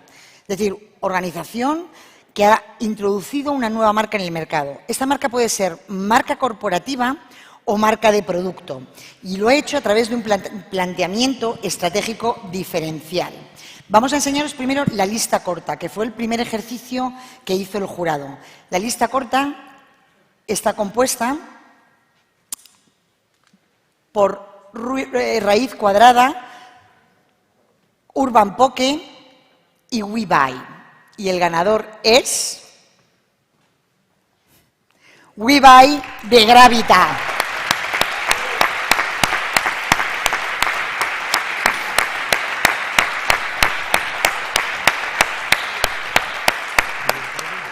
Sí, dos. Se me ha olvidado comentar anteriormente que entregamos premio tanto a la agencia como al cliente. Creemos mucho en la labor de co-creación y por eso damos la enhorabuena, no me sé los nombres, de la gente de CaixaBank, que son los responsables de WeBuy. Beatriz, encantada. Mucho gusto. El del cliente. Iván, por favor. Iván Díaz, de Gravitan. Colócate, Xavier, foto. Muchas gracias. Más para allá, por favor. Es que si no la tele... Más. Ahí va. Gracias.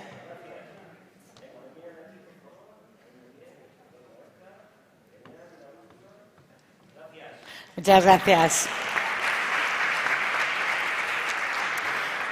En este caso, la votación popular era para Urban Poki, ¿vale? Simplemente se hace una mención, la votación popular, como he dicho, no era vinculante. Pasamos a la segunda categoría. La segunda categoría voy a invitar a Víctor Mirabet a que suba al escenario conmigo para la entrega del premio. Gracias, Víctor.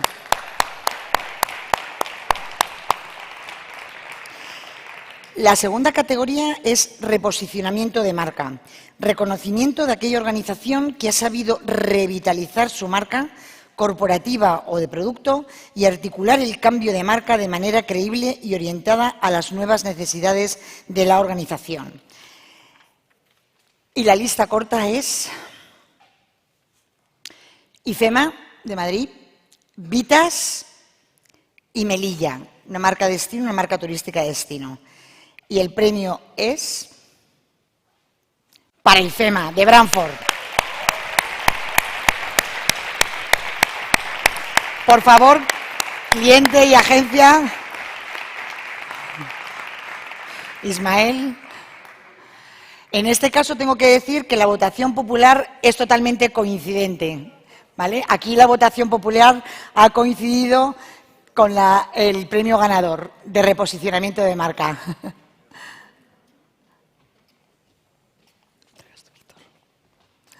Encantada.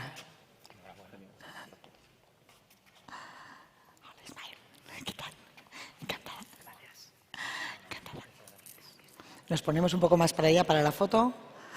Gracias.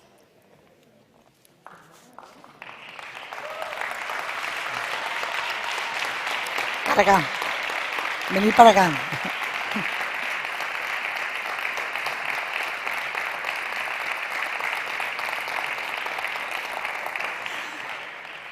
Muchas gracias. Pasamos a la tercera categoría, que ya sé que estáis todos un poco cansados y seguro que tenemos ganas de ir a tomar algo. Categoría Impacto Social. Distinción de aquella marca que ha demostrado dar respuesta con las acciones emprendidas a alguno de los objetivos de desarrollo sostenible del 2030 de los que tanto hemos hablado hoy, con el objetivo de tener un impacto positivo en la sociedad más allá de su propósito como organización. Invito a que suba aquí al escenario conmigo otra persona del jurado, Pablo López, por favor, director general del Foro de Marcas Renombradas.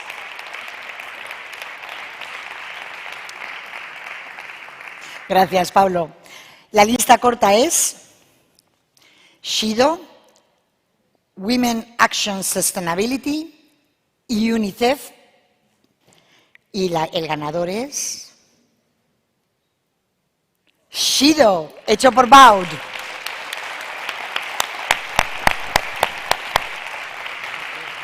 Son dos.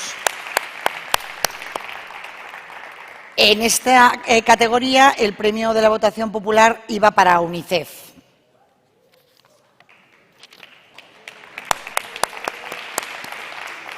Vamos para allá. Encantada, gracias. Gracias. Uno para vosotros y el otro para Carlos.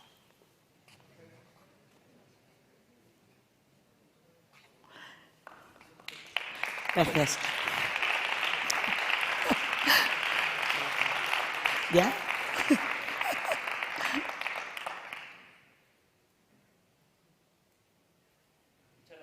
Gracias. Venga, gracias.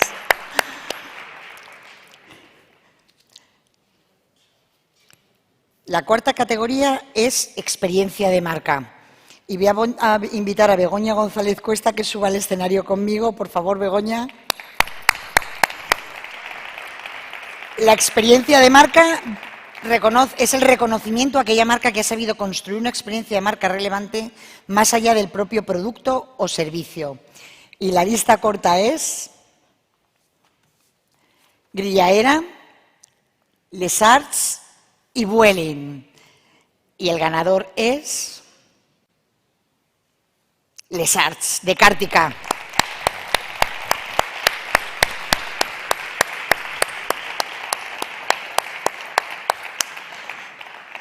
La votación popular en este caso era para Vueling.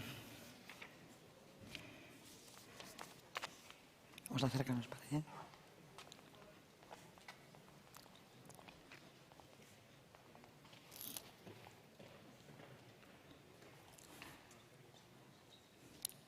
Enrique. Enhorabuena. De nada. Enhorabuena. Enhorabuena. Encantada. Enhorabuena. ¿Y el otro? Veo para el cliente. Para el cliente. Como entregamos uno para el cliente y otro para la agencia, por el trabajo realizado conjunto. Pero...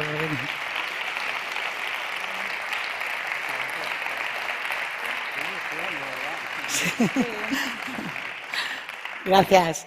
Y por último, tenemos la categoría de marca interna. Bueno, perdona, penúltimo, que me queda otro.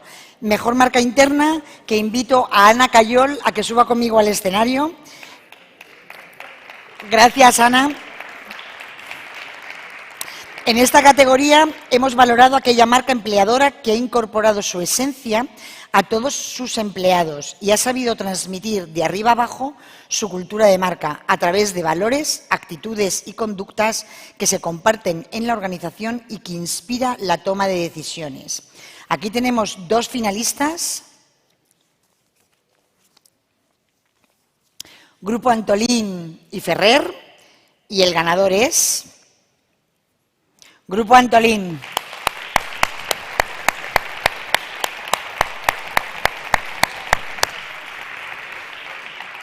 En este caso es un trabajo realizado internamente por la compañía, por eso no tenemos agencia, pero vamos a invitarla a que la próxima vez lo haga con una agencia. Vamos para allá. Cuando tenga presupuesto, voy a darle una paliza a este hombre. Ponte en medio.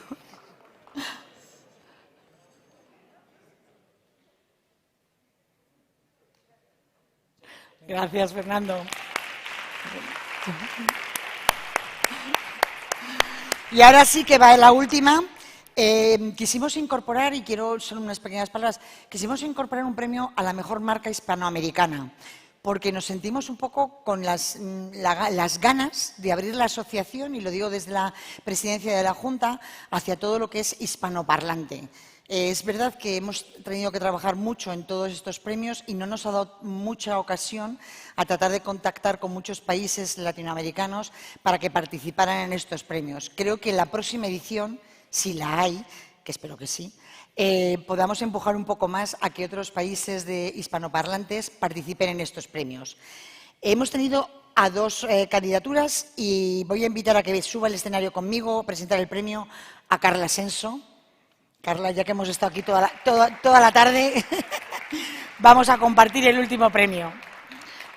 En la marca hispanoamericana la intención era votar a aquella marca que realmente hubiera conseguido trasladar esa imagen de marca no solo en un país, sino en lo que es la zona latinoamericana. No tuvimos muchas candidaturas, como ya hemos dicho, entonces las marcas finalistas son 2, Curiara y Grupo Ramos. Y el ganador es Grupo Ramos de Brandware. Vamos por ahí.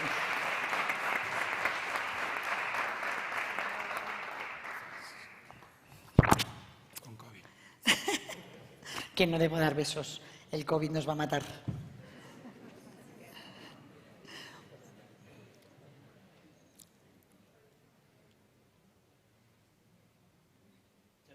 Gracias.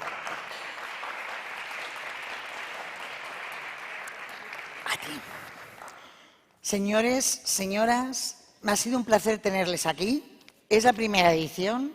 Yo sé que vamos a seguir dando guerra. Espero volver a veros a todos cuando lo volvamos a hacer. Y muchísimas gracias al Instituto de Empresa, a la AI Tower, a la AI University y por favor todos a tomar un vino. Muchas gracias. Los ganadores, perdonadme que me matan, los ganadores al escenario hacer una foto. Un cliente y uno de agencia por lo menos, por favor, y el jurado, por favor. Los demás podéis empezar con la copa de vino. Quédate aquí, pero quédate.